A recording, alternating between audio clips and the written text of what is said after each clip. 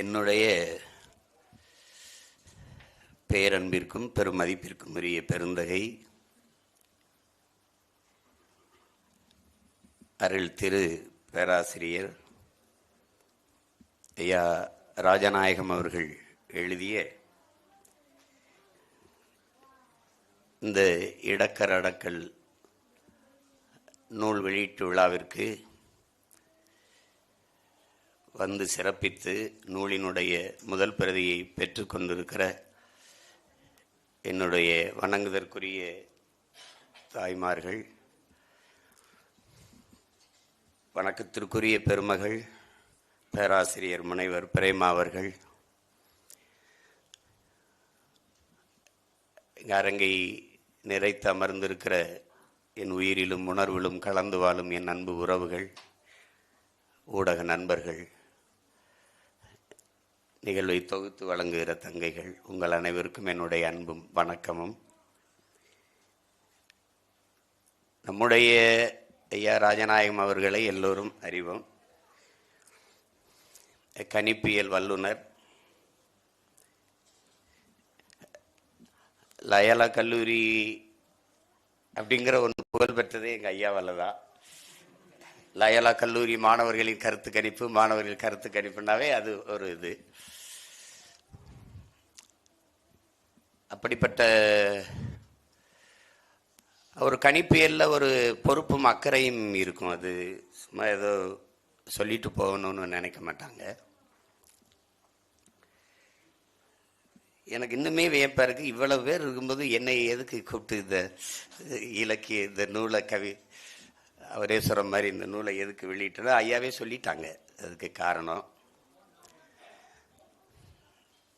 இதில் ஒன்றும் சிறப்பு தகுதியெல்லாம் ஒன்றும் இல்லை. எனக்கு எங்கள் ஐயா சொன்ன மாதிரி இது என் பிறவி கடமைன்னு. பெண்களுக்காக 33 விழுக்காடே பெருமையாக பேசும்போது 50 விழுக்காடு கொடுக்குறான் அப்படின்னு வெளிப்படையாக சொல்கிறேன். எனக்கு இந்த பெண்ணிய உரிமைன்னு பேசுகிறதே நான் ஏற்கலை, ரொம்ப எதிர்க்கிறேன். ஏன்னா அதை பேசும்போதெல்லாம் எனக்கு கோபமாக வரும். யார் அவன் பெண்ணிய உரிமையெல்லாம் பேசிட்டுக்கிறேன்? டேய், அது பிறவி கடமைடா, அதை போய் உரிமைன்னு பேசிட்டுக்கிற. என் தாய்க்கு, என் தங்கைக்கு, என் பிள்ளைக்கு, என் மகளுக்கு நான் கொடுக்க வேண்டியது என் பிறவி கடமை, ஒரு ஆண்மகனின் அதீத பெருமை. அதை விட்டுவிட்டு அதில் உரிமை பேசிட்டே இங்கே வாடா என்ன உரிமை கொடுத்துக்கிட்டு இருக்கேன். அதில் அந்த சொல்லே நான் ரொம்ப அருவருப்பேன். அதனால இது கொடுப்பாரு ஜெயிப்பாரா அப்படிம்பாங்க. கொடுத்தா ஜெயிக்கணுங்கிறது தெரியணும் அவங்களுக்கு. சரி, ஜெயிக்கிற நீங்கள் தான் கொடுங்களே அப்படின்னா அது செய்ய மாட்டாங்க. அது நம்ம பிறவி கடமை. ஏன்னா உங்களுக்கு தெரியும், அது உங்களுக்கு பெண்ணுக்கு பேச்சுரிமை வேண்டாம் என்கிறீரோ, மண்ணுக்கும் கீழே மதிக்கின்றீரோ பெண்ணினத்தை, பெண்ணடிமை தீரு மட்டும் பேசும் திருநாட்டில் மண்ணடிமை தீர்ந்து வருதல் முயல் கொங்கைங்கிறான் நம்முடைய புரட்சி பாவலன். அவனுடைய முன்னவன் நம் பாட்டன் பாரதி, ஆணுக்கு பெண் நிகர் என கொல்லணும் அப்படின்னா அறிவில் சிறந்து வையம் தழைக்குங்கிறான். எங்களுடைய தலைவர் ஆணுக்கு பெண் சமம் அல்ல, ஆணும் பெண்ணும் சமம்ங்கிறார். அவர் பெண்ணுரிமையே மண் உரிமைங்கிறாப்புல, அவர் பெண் விடுதலையே மண் விடுதலைங்கிறாரு. அவருடைய பிள்ளைகள் நாங்கள். அதனால பெண்களை போற்றாத எந்த சமூகமும் பெருமை அடையாது. அது புரிஞ்சுக்கணும். அது ஒரு காளியை குலதெய்வமாக கொண்ட காளியின் பேரை அதை செய்ய சொல்லலைன்னா அப்புறம் அது இல்லை. ஏன்னா 90 விழுக்காடு தமிழ் சமூகம் பெண்களை குலதெய்வமாக போற்றுகிற ஒரு சமூகம். அதில் நான் என் தாய்க்கு செய்கிறேன், என் தங்கைக்கு செய்கிறேன், என் மகளுக்கு செய்கிறேன், என் உடன் பிறந்தாருக்கு செய்கிறோம். இது நம்ம ஒவ்வொருடைய கடமை. அதில் ஒரு பெருமை நமக்கு இல்லை, அது கடமை. அப்புறம் அதுக்கப்புறம் சொன்னாங்க, நம்ம இன்றைக்கு இருக்கிற காலச்சூழலில் தமிழ் தேசிய அரசியல், மொழி, இனம் அது ரொம்ப முக்கியம். உலகெங்கிலுமே மொழி வழியே தான் தேசிய இனங்கள், நிலங்கள், எல்லா இனங்களும் மொழியில் இருந்து தான் தன்னுடைய அரசியலை, எல்லாமே மொழியில் இருந்தான் பிறக்குது. கலை, இலக்கியம், பண்பாடு, வழிபாடு, அறிவியல், புவியியல், எல்லாம் அரசியல், எல்லாம் அதிலிருந்து தான் பிறக்குது. இன்னைக்கு இந்த மொழியில தான் இந்த கவிதை நூல் வந்திருக்குது, எடுத்து பேசிக்கிட்டு இருக்கோம். அப்போ அந்த மொழி தான், மொழியை முன்னிறுத்தித்தான். அப்போ மொழிதான் ஒவ்வொரு தேசிய இனத்தின் உயிராகவும் முகமாகவும் முகவரியாகவும் அடையாளமாகவும் இருக்குது. அதை அழிய விட்டுட்டா அந்த இனம் அடையாளம் தெரியாமல் அழியும். அது வரலாற்று உண்மை. இறைமகன் இயேசு பேசிய தாய்மொழியே இல்லை, அரமாய்க்கே இல்லை, அழிஞ்சு போச்சு. இப்போ அந்த மாதிரி போயிடக்கூடாது. அதனால வெளிப்படையாக சொன்னால் என் தாய்மொழி இறந்துருச்சு, அதை உயிர்ப்பிக்க அவள் பிள்ளைகள் போராடுறோம். அதான் உண்மை. இப்போ யாருக்கும் தமிழ் பேச வராது. இங்கே பேராசிரியர் பெருமகள் அவங்க தமிழ் துறை பேராசிரியர்னால பேசிட்டு போகிறாங்க. இல்லைன்னா இந்நேரம் பூரா தங்கிலீஷ் நிகழ்வாக தான் இருந்திருக்கும். அது இங்கே நான் கையெழுத்திட்டதே ஐயா சொன்னாங்க பெருமையாக. அது நம்மளுடைய பண்பு மாண்பு. அதில் பிள்ளைகள் பெயர்களை தங்கை சொல்லும் போதெல்லாம் நாங்கள் 2 பேரும் செல்லமாக சிரிச்சுக்கிட்டோம். இந்திரன், இந்த யாழினி 2 பேர் தான் தமிழாக இருக்கு. இது எல்லாமே ஒரு அன்பு செல்வத்துக்கு ஆதித் அப்படின்னு பேர் வச்சிருக்காங்க. ஆதித்தன் அப்படின்னா தமிழ், ஆதித்தனா என்ன மொழின்னே தெரியாது. என்ன சொல்றாங்க நம்ம முன்னவர்கள், வரி வடிவம் மாறலாம். ஏன்னா வரி வடிவம் என்னுடைய கையெழுத்து போல எங்க ஐயா கையெழுத்து இருக்காது. சங்க காலங்களில் பண்டைய காலங்களில் நம்முடைய கல்வெட்டுகளில் பார்க்கிற வரி வடிவம் இப்ப இல்லை. வரி வடிவம் மாறலாம், ஒளி வடிவம் மாறவே கூடாது. கணேஷ் அப்படின்னா அது என் பேர் இல்லை, கணேசன் அப்படின்னா அந்த ஒளியில என்னுடைய மொழி இருக்கு. ஆதித்தன் அப்படின்னா என்னுடைய மொழி இருக்கு. குமார் என்பது இல்லை, குமாரன், குமரன் அப்படிங்கிறதுல என்னுடைய மொழி இருக்கு. அதை என் அன்பு பெற்றோர்கள் அடுத்த தலைமுறைக்கு அழிய விடாமல், தமிழ் தாய்மொழியில் பெயர் கூட தாங்காத இனம் வாழாது. அந்த தவறை நாம் செய்யக்கூடாது. பிள்ளைக்கு தமிழ் பெயரை சூட்டுவோம், நாம் தமிழர் என்பதை உலகிற்கு காட்டுவோம் என்பதை அறிவார்ந்த தமிழ் சமூக மக்கள், இதிலும் என் உயிரினுமினிய உடன் பிறந்தார்கள் கவனத்தில் எடுத்துக்கணும். பெயரை கேட்டாலே நான் யாருன்னு தெரியணும், சும்மா ஒரு அதிர்வு இருக்கணும். அவரது இலக்கிய நிகழ்வுனாவே ஒரு குறுகிய அரங்குக்குள்ள ஒரு 50-100 பேர் உட்கார்ந்து பேசுறதுன்னு ஆயிடுச்சு. இதை மாறணும், இதெல்லாம் மாறணும், காலம் மாறணும். வெளியில இலக்கியம் பேசணும், கலையை போற்றணும். அவதான் கலை இலக்கியத்தை போற்றாத சமூகம் பெருமை அடையாது. அதனால அது இப்ப எங்க ஐயா எழுதியிருக்கிற இடக்கரடக்கல் அம்மா சொல்லிட்டாங்க. அது அவர் சொல்ல வந்த செய்திகளை இலைமறைக்காய அதை மறைபொருள் அவர் உணர்த்தி இருந்தாலும் அது சின்ன செய்தியா இருந்தாலும் பெரிய தாக்கத்தை ஏற்படுத்துது. எனக்குள்ள பெரிய தாக்கத்தை ஏற்படுத்திய செய்திகளை ஒரு பக்கம் 2 பக்கத்துக்குள்ள கொடுத்துருக்குறாங்க. இப்போ இடக்கர அடக்கல்னா சொல்லிட்டாங்க. சான்றோர்கள் கூடியிருக்கிற அவையில் இப்படி ஒரு வார்த்தை சொன்னால் அவர்கள் மனம் காயப்படுமானால்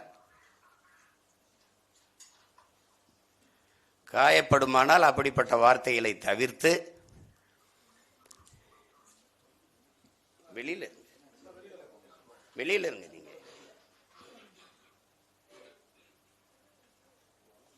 முதல் அலைபேசி எடுத்துட்டு வரக்கூடாது, இல்லைன்னா அணைச்சி வைக்கணும். அவசரமா உங்களுக்கு பிரதமர் இருந்து உள்துறை அமைச்சர் இருந்து வரும்னா நீங்க வெளியில தான் இருந்து பேசணும்.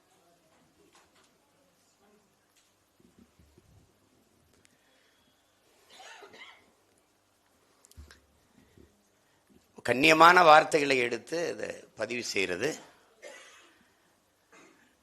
அது சொல்றாங்க சபை நாகரிகம், அதெல்லாம் சொல்றது. அதான் இடக்கர அடக்கல்ங்கிறத அதை நமது முன்னவர் தமிழ் மறையன் வள்ளுவ பெருமகனார்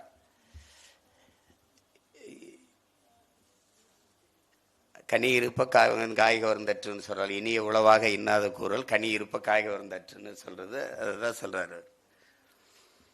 அப்படி ஆழமான கருத்தை சொல்ல வந்த ஐயா யாரையும் காயப்படுத்திடக்கூடாதுன்னு கண்ணியமான வார்த்தைகளை கையாண்டு சொல்றாரு.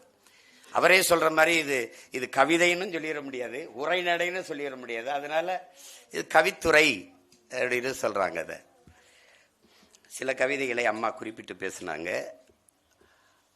அவங்க எப்படி இப்ப அதை பார்த்தாங்க, நான் எப்படி பார்க்கிறேங்கிறத சொல்றேன். இப்ப இதுல எடுத்தோடனே ஐயா சொல்றது இந்த வினைமுற்றுள்ள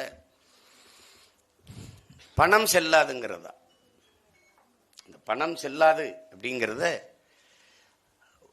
பெருமையா சொல்றேன்னு இல்லை, நீங்க பின்னோக்கி போனீங்கன்னா தெரியும். இந்தியாவிலே ஒரே ஒரு மகன் தான் எதிர்த்தேன், அது நான் மட்டும்தான் எதிர்த்தேன். எல்லாருமே என் கட்சியில் இருக்கிறவங்க கூட என்னை எதிர்த்தாங்க, வெறுத்தாங்க, திட்டினாங்க, என்னை பைத்தியம் மாதிரி பார்த்தாங்க. ஏன்னா நான் உண்மையிலே பொருளாதாரம் படித்த மாணவன். பணம் செல்லாதுங்கிறதுனால ஒரு நாட்டில் வந்து ஊழல் லஞ்சத்தை ஒழிச்சிட முடியுங்கிறது சுத்த பைத்தியக்காரத்தனம்.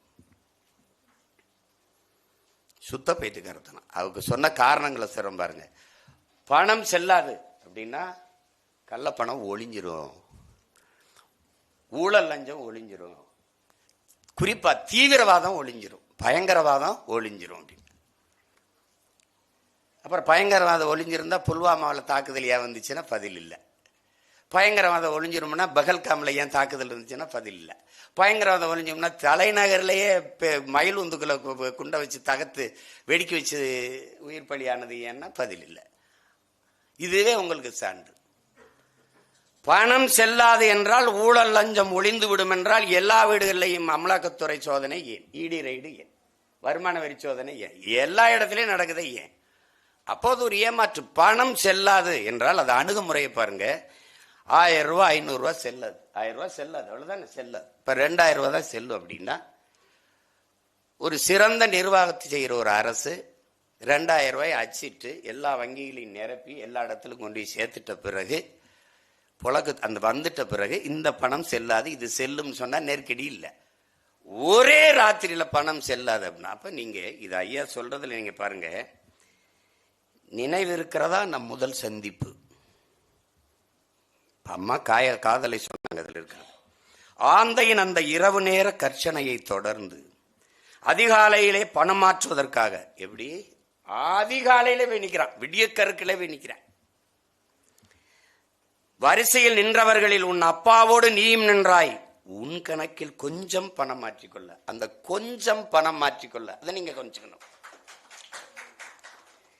அடுத்து அப்பாவுக்கு தெரியாமல் அம்மா சேமித்து வைத்த சிறுவாட்டு பணத்தை, அந்த வார்த்தையும் கவனிக்கணும். எங்க அப்பாவுக்கு தெரியாம எங்க அப்பா கொடுக்குற காசுல சிறுக சிறுக சேர்த்து, சிறுவாடு அப்படின்னா உங்களுக்கு தெரியும், சிற்றூர்களில் வாழ்ந்த மக்களுக்கு ஒரு சின்ன கலை அல்லது உண்டியல் வச்சு அது பானை இதில் முந்தான முடிச்சு வைக்கிறது சிறுவாட்டு காசு. சிறுவாட்டு காசு. அந்த சிறுவாட்டு பணத்தை மாற்ற பக்கத்து வரிசையில் நானும் நின்றிருந்தேன், அப்பாவோடு துணையாக, அம்மாவோடு துணையாக. ஏன்னா அப்பாவுக்கு தெரியாம வந்திருக்கோம். இதுல வரிசை நகரவில்லை ஆயினும் வெவ்வேறு கவுண்டர்களிங்கிறது அந்த இடத்துல கரைந்து கொண்டிருந்தது புது பணத்தை மாத்திக்கிட்டு இருக்கான். இதுல பொறுமையோடும் பொறுமை இழந்தும் நின்றிருந்த நெடுநேரத்தில் நீயும் நானும் அவ்வப்போது ஒருவர் ஓரக்கண்ணால் உரசி கொண்டோம்னு. அந்த அவர் கண்களால் உரசி கொண்டது நம் கருத்தை, நம் சிந்தனை உரசுது. இப்ப பாத்தீங்கன்னா கொஞ்சம் மாற்றிக்கொள்ள, இந்த சேமிப்புல கொஞ்சம் பணம் எடுக்க போனவன் வரிசையில் நிற்கிறான். அறிவார்ந்த பெருமக்களே, எந்த ஒரு பணக்காரனாவது இந்த நாட்டில் பணம் செல்லாதுன்னு தன் பணத்தை மாத்த வங்கி வாசல்ல நின்னதா ஒருத்தன் சொல்லுங்க பாப்போம். ஒரு யாராவது ஒருவன், அதானியோ அம்பானியோ அதற்கு இணையான இந்த நிலத்தில் இருந்த பெரும் பணக்காரன் எவனாவது ஒருத்தன், அன்றாடங்காட்சி தினக்கூலிகள் சிறுக வங்கியில் சேமித்தவன் தான் நின்னான். சிறுவாட்டு காசை சேர்த்து வைக்கிறவன் நின்னான். செல்வந்த எவனும் நிக்கல. நீங்க பணம் செல்லாது அப்படின்னு தான் பாக்குறீங்க. இங்க பாருங்க, நான் ஒரு அப்பன், நான் வாத்தியார் வேலை பார்த்து ஓய்வு செஞ்சிருக்கேன். எங்க அம்மா மாதிரி பேராசிரியர் வந்து ஓய்வு பெற்றிருக்கிறேன். நான் சிறுக சேமிச்சு வச்சிருக்கேன். என் ஒரே மகளுக்கு திருமணம் நல்லபடியா செஞ்சு கொடுக்கணும்னுட்டு சொந்தக்காரனா வர வச்சுட்டேன். காலையில தேதி குறிச்சிட்டு போய் நகை நட்டு புடவையெல்லாம் வாங்கிட்டு வரணும் வாங்கன்னு காலையில போவன் கடைக்குன்னா ராத்திரி 8 மணிக்கு நள்ளிரவுல பணம் செல்லலை. இப்ப என்ன ஆகும் அந்த குடும்ப நிலைமைன்னு பாரு. எங்க அப்பாவுக்கு உடம்பு முடியல, மருத்துவமனையில சேர்த்துட்டேன். காலையில போய் அவரை பணத்தை கட்டி கூட்டிட்டு வரணும். காலையில பணத்தை எடுத்து வச்சுட்டேன், காலையில போய் பணத்தை கட்டி கூட்டிட்டு வரணும். நான் எங்க அப்பாவை பணம் செல்லல. நான் போயிட்டேன், டெல்லிக்கு போயிட்டேன், ஹைதராபாத் போயிட்டேன், எங்கேயோ போயிட்டேன், வேற இடத்துல போய் தங்கிட்டேன். அங்கிருந்து திருப்பி வரணும், என் கையில் இருக்க பணம் செல்லாது. எத்தனை பிரச்சனைகள்! இது வந்து 1-2 சொல்றேன், எவ்வளவு பெரிய பாதிப்பு. ஆனால் ஆட்சியாளர்கள் நம்மிடத்தில் சொன்னது, மாண்புமிக்க நம்முடைய பிரதமர் ஐயா அறிவிச்சது, 50 நாளில் உங்களை சொர்க்கத்தில் கொண்டு போய் வைப்பேன்னாரு. செத்து பல பேர் சொர்க்கத்துக்கு போனானே ஒழிய ஒருத்தனும் சொர்க்கத்துக்கு போன. அப்ப இந்த பணம் செல்லாது என்பது சுத்த பைத்தியக்காரத்தனம், பயனற்றது. அதனால எந்த மாறுதலும் வரல. இப்ப 2000 ரூபாய் வந்ததுல என்ன லாபம் வந்தது? 500 1000 ரூபாய் கட்டா இருந்தா எடுத்துட்டு போகும்போது 2-3 பெட்டி தேவைப்படுது. 2000 ரூபாய் இருந்தா ஒரே பெட்டியில நிறைய காசை கொண்டு வரலாம். அதுக்குதான் அது பயன்பட்டதே ஒழிய ஒன்றுக்கும் பயன்படுது. கடைசியா உலக வங்கி அறிவிச்சது இந்தியாவின் பொருளாதார வீழ்ச்சிக்கு, நெருக்கடிக்கு காரணம் பணம் செல்லாது என்பதும் சரக்கு மற்றும் சேவை வரியும் தான். அது இன்னும் அதை விட கொடுமை, அது அப்புறம். ஏன்னா சரக்கு மற்றும் சேவை வரியில ஜிஎஸ்டி போடுறதுக்கு முன்னாடி கடையில வியாபாரம் நடந்துகிட்டு இருந்துச்சு. அதை போட்டவன காலையில கடை விற்பனைக்குன்னு எழுதிட்டு போயிட்டான், கடையை வியாபாரத்துக்கு வந்துடுச்சு, அவ்வளவுதான் முடிஞ்சது. அது அப்படி. இது எதுக்கு சொல்ற? மக்களின் நலன் கருதி சிந்திக்கிற, செயல்படுத்துகிற, திட்டங்கள் சட்டங்கள் தீட்டுகிற ஆட்சியாளர்கள் இல்லை என்பதை காட்டு. இதனால இந்த பணம் செல்லாது என்று சொன்னதுனால நடந்த ஒரே ஒரு நன்மையை யாராவது இப்படி ஒரு செயலை செஞ்சு நாட்டு மக்களை துன்புறுத்திட்டோம்ங்கிறதுக்கு ஒரே ஒரு தடவை நான் வருந்துறேன், அது தவறு நடந்துருச்சு, அதுக்காக அப்படி யாராவது அப்படி சொல்லியிருந்தால் அவன் ஆகச்சிறந்த தலைவன், மிக பெருமானுடன். ஆனா அப்படி சொல்லவே இல்லையே, அதை பத்தி கவலையே படலையே. நீங்களே சொல்லுங்க, நினைச்சு அந்த காலகட்டத்துக்கு போங்க, என்ன பாடுபட்டோம். கேஷ்லெஸ் எக்கனாமிக்கே வந்துட்டா சிம்பிள்லெஸ் எலெக்ஷனுக்கு வானேன், ஒருவேளை வரல. கேஷ்லெஸ் எக்கனாமி எப்படி? Cashless economy cellphone and transaction எப்படி? எங்க அம்மா அரணையூர்ல எங்க ஆத்தா அண்ணம்மா 50 பேரை வச்சு தோட்டத்தில் வேலை செய்யறா. எப்படி கேஷ்லெஸ் எக்கனாமியில எங்க அத்தைக்கும் சின்னம்மாவுக்கும் பெரியம்மாக்கும் கொஞ்சம் காசு கொடுப்பா? செல்போன் ஏமா முத்தம்மா உன் செல்போனை கொடு, அது என்ன நம்ம மாத்தி விடுறேன், இப்படியா சொல்ல முடியும்? எங்க அம்மா இது எப்படி இருக்கு? செல்போன் 70 ஆண்டு கால விடுதலை பெற்ற இந்தியா, மின்சாரமே போய் சேராத பல ஆயிரம் கிராமங்கள். ஐயா தான் பேசுறாப்புல, நான் இல்லது, ஐயா தான் பேசுறாப்புல. பல ஆயிரம் கிராமங்கள் மின்சாரமே போய் சேராத கிராமங்கள் இருக்கும்போது அங்க மின்னணு பரிமாற்றத்துக்கு எப்படி வருவான்? செல்போன் டிரான்சாக்சன் எப்படி நடக்கும்? எப்படி இருக்கு? அப்ப அடிப்படையில் எவ்வளவு பெரிய பிழை! இந்த 4 வரி கவிதையில இவ்வளவு இருக்கானா? இருக்கு. அவர் கண்ணு உரசிக்கிச்சுங்கிறது, இது கருத்து உரசுது. புரியுது உங்களுக்கு? செய்தி அதுதான், ஒரு சுருங்க சொல்றாரு, அதுதான். அதை நீங்க புரிஞ்சுக்கணும். அந்த இடத்தில் கொண்டு போய் உங்களுக்கு பணம் செல்லாதுன்ன வங்கியில அந்த மக்கள் முத நாள் இரவுல இருந்து படுத்து கிடந்தவன்லாம் இருக்கான்ல, ஒரு 500 ரூபாய் எடுத்துக்கிட்டு போறதுக்கு, ஒரு 500 ரூபாய் எடுக்கிறதுக்கு இருந்தவன்லாம் இருக்கான். அப்ப அந்த காலகட்டத்துக்கு உங்களுக்கு பதிவு செய்து இலக்கியம்ங்கிறது என்ன? எங்க அம்மாவுக்கு தெரியும், இங்க கற்றறிந்த சான்றோர். அந்தந்த காலகட்டங்களில் வாழ்கிற மக்களினுடைய வாழ்க்கை வரலாறு, அவருடைய அந்த மக்கள் அனுபவிக்கிற துன்ப துயரங்கள், இதையெல்லாம் பதிவு செய்து வைப்பது, அது ஒரு பெட்டகம், கால பெட்டகம் தான் இலக்கியம். என்ன சில இலக்கியங்கள் சுவைபட சொல்லும். இலக்கியம் என்பது சுவைபட சொல்லுது, நயம்பட உரைத்தல். பொய் பேசும், கொஞ்சம் ரசிக்கிறதுக்காக பொய் பேசும். நான் என்னுடைய தமிழாசிரியர்கிட்ட உருகி சுகம்பரா மார்வை திருகி எரிந்தால் தீயிட்டால்னு, அப்ப இப்ப இருக்கிற மதுரை வேற மதுரை ஐயான்னு கேட்டேன். எங்க தமிழாசிரியர் குப்புசாமி கிட்ட அவர்டே, அப்படி இல்லடா, மக்கள் வயிறு எரிந்தார்கள், உள்ளம் எரிந்தார்கள்ங்கிறத இளங்கோடிகள் அப்படி சொல்றாரு அப்படின்னு சொல்றாப்ல. அதுதான் அது மனசு எரிஞ்சு சொல்றேன்டா அப்படின்னு சொல்றோம்ல, வயிறு எரிஞ்சு சொல்றேன்டாங்கிற மாதிரி.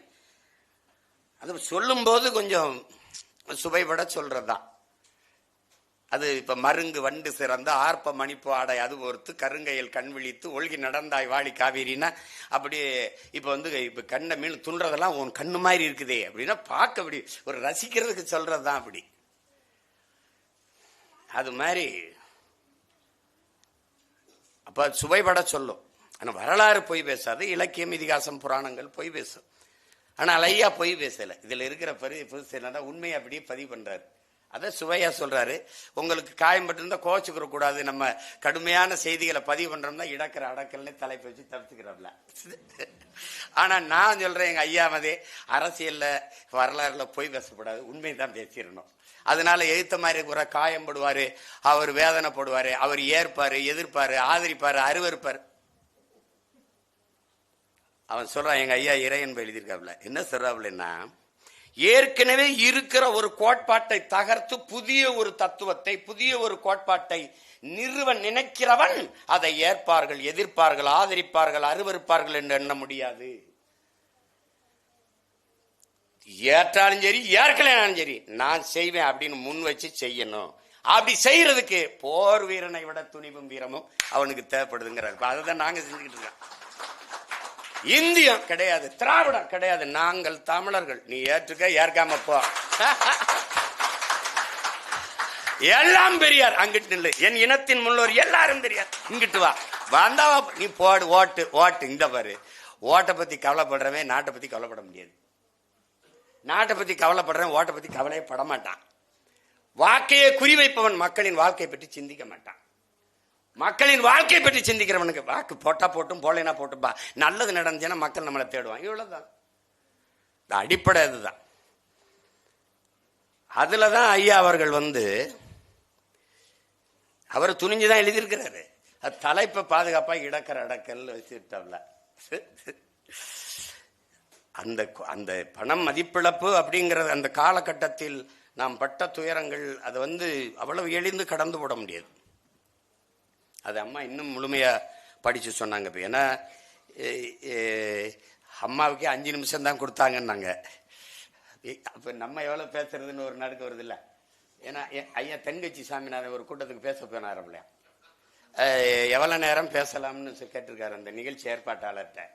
நாங்கள் 1/2 மணி நேரம் தான், நீங்கள் எவ்வளோ நேரம் வேணாலும் பேசலாம், நாங்கள் 1/2 மணி நேரம் தான் இருப்போம், நீங்கள் எவ்வளோ நேரம் வேணாலும் பேசலாம். அதை முதல்ல சொல்லிட்டாப்ல, நீங்க எவ்வளவு நேரம் வேணாலும் பேசலாம், ஆனா நாங்க 1/2 மணி நேரம் தான் இருப்போம். அப்படி அது மாதிரி ஆயிடக்கூடாது. ஏன்னா எனக்கு சில இடங்கள்ல போனப்ப பாரதியை பத்தி பேச போனப்பெல்லாம் முடிங்க ஏன்னா அரங்கத்துக்கு ஒப்படைக்கணும்னு சொல்லிட்டாங்க. அந்த மாதிரி நிலைமை இருந்துடக்கூடாது. அது அடுத்து பாருங்க, அடுத்து என்ன சொல்றாங்க ஐயா, இது நம்ம ஊர்ல இந்த கிராமத்து தாய்கள்லாம் நாங்க ஒப்பாரி மாதிரி ஒப்பு சொல்லுவோம்ல, அது மாதிரி சொல்லிருக்காப்புல. போற வழிதனிலே பொணமா போறதுக்கா ஒப்பு வைப்போம்ல, அது மாதிரி சொல்றாரு. ஏழைத்தாய் பெற்றெடுத்த மகராசன் ஆட்சியில ஊரு விட்டு ஊர் வந்தோம் பொழப்பு தேடி. கிராமத்துல சொலவடைகள் சொல்லும்போது ஒப்பு மாதிரி சொல்லுவோம். வறுமையில டீ வித்த பெருமையாளர் ஆட்சியில ஒரு குறையும் வராதுன்னு நம்பி நகரம் வந்தோம். யாரு டீ பக்கோடா வித்தவர்லாம் நாட்டுல பெரிய பெரிய ஆளாகிறான்னா இப்ப நிறைய பேர் டீ கடை வைக்கிறாங்க நம்ம ஊர்ல. எப்படியாவது நம்மளும் ஒரு பிரதமரா முதல்வரா வந்துட முடியாதா? உங்களுக்கு புரியுதா? அது நெப்போலியன் ஆபிரகாம் லிங்கன் ஒரு மண்ணை வேட்டைக்கு போயிருக்கான். வேட்டைக்கு போகும்போது எதிர மாதிரி ஒரு துணியை வெளுத்துட்டு சலவை தொழிலாளி நம்மால் வந்திருக்காப்புல கழுதையோட வரும்போது, வேட்டைக்கு போகாதீங்க மண்ணா, கடும் மழை வரப்போகுது, போகாதீங்கன்னு சொல்லிட்டாப்ல. சொன்ன உடனே அவன் மந்திரியெல்லாம் அவன் கிடக்கிறான் பைத்தியக்கார போய், அவனுக்கு என்ன தெரியும், நீங்க போங்கன்னு வேட்டைக்கு போனோன்னு காட்டுக்குள்ள போனோன்னு கடும் மழையில சிக்கிட்டாப்ல. வெட்ட வெளியே அப்படி வெறிச்சு வெயில் அடிச்சுக்கிட்டு இருந்துச்சு. எப்படி அவன் மழை வரும்னு சொன்னான்.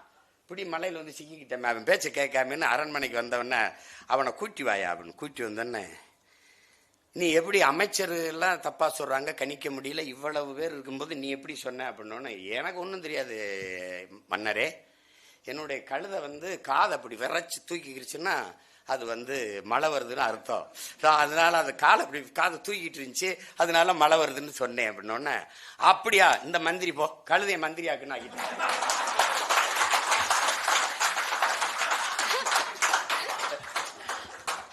ஆபிரகாம் லிங்கம் அதுக்கப்புறம் சொல்றாப்ல, இந்த பாரு இந்த கழுதையை அமைச்சரானாலும் ஆக்குனா நாட்டுல பல கழுதைகள் அமைச்சராக ஆசைப்பட்டுக்கிட்டு இருக்கு.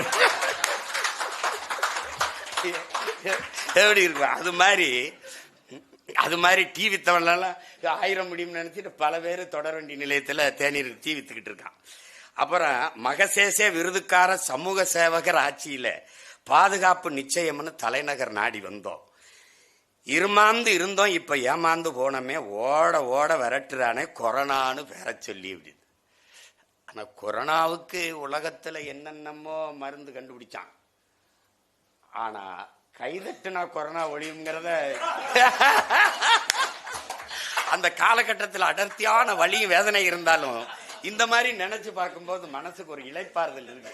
என்னங்க பாருங்க, கை தட்டணும், விளக்கேத்தணும்,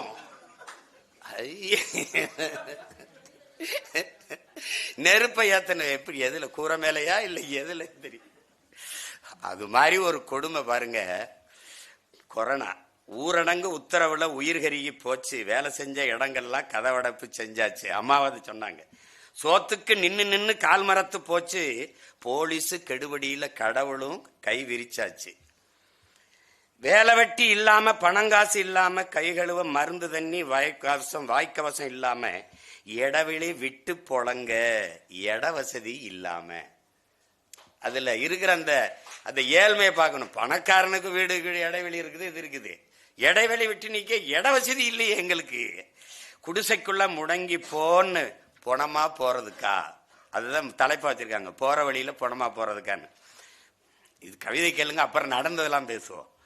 உசுரை காப்பாத்த ஊர் திரும்ப நினைச்சாலும் வண்டி இல்ல பசும் இல்ல, வண்டி இல்ல பசும் இல்ல, மாநகர வீதி இல்ல. நாதியத்த சனங்கள் எல்லாம் நிற்கதியா தவிக்கையில லட்சுமண ரேக போட்டு சிரிக்குது இந்த கவர்மெண்ட். யோகிசாமி கருணையில காலந்தள்ளு நப்பாசையில புள்ளகுட்டியை தூக்கிக்கிட்டு பொடிநடையா ஊரு போனா எல்லையில குத்த வச்சு உக்கார ஆர்டர் போட்டு பீச்சி அடிக்கிறானே விஷமருந்த மேலு போறான். இதுல என்னன்னா,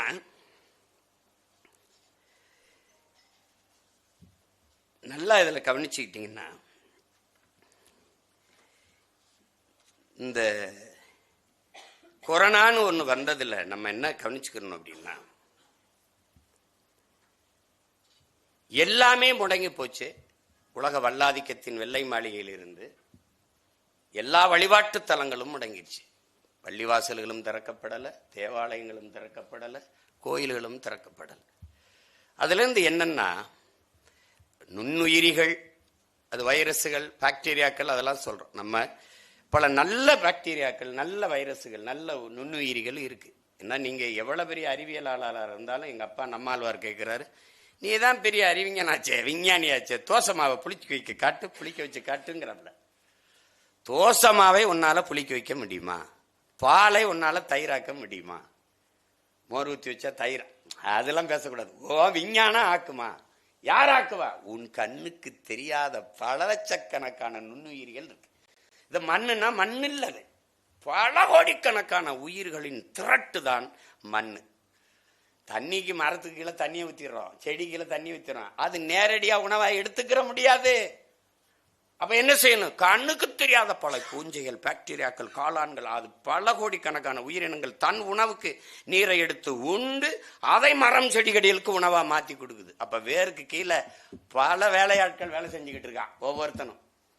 அப்படி பல நுண்ணுயிரிகள் இருக்கு நற்செயல்களை செய்ய. அப்படி ஒரு நுண்ணுயிர் வந்துச்சு. எப்படி? இந்த மானுட பைய கொட்டத்தையும் ஆணவத்தையும் அடக்கிடே, ரொம்ப ஆடாத, நீ என்ன அமெரிக்க பெரிய அதிபரா, நீ என்ன பெரிய பெரிய இங்க வாடா அப்படின்னு போட்டு, நம்ம ஆளெல்லாம் பாருங்க, முடிய இப்படி நம்ம நாட்டினுடைய மாண்புமிக்க பிரதமர் ஐயா முடிய இப்படி குறைக்கல, தாடி முடிய குறைக்கல, தலைமுடிய குறைக்கல. ஏன்? அவன் வெட்ட வரவன் தொட்டுட்டான்னா கொரோனா வந்துன்னா பார்த்திருப்பீங்கன்னு நினைக்கிறேன். அந்த காலகட்டத்தில் பெரிய தாடியா வச்சிருந்தாப்புல. இந்தியா அவர் நேஷன் ஹே, அவன் கொரோனா, ஐ ஆம் கொரோனா ஹே, அவன் ஒண்ணும் பண்ண முடியாது, ஒண்ணும் பண்ண பயங்கடி விட்டது. அதுல இந்த மானுட சமூகம் கற்றுக்கொள்ள வேண்டியது,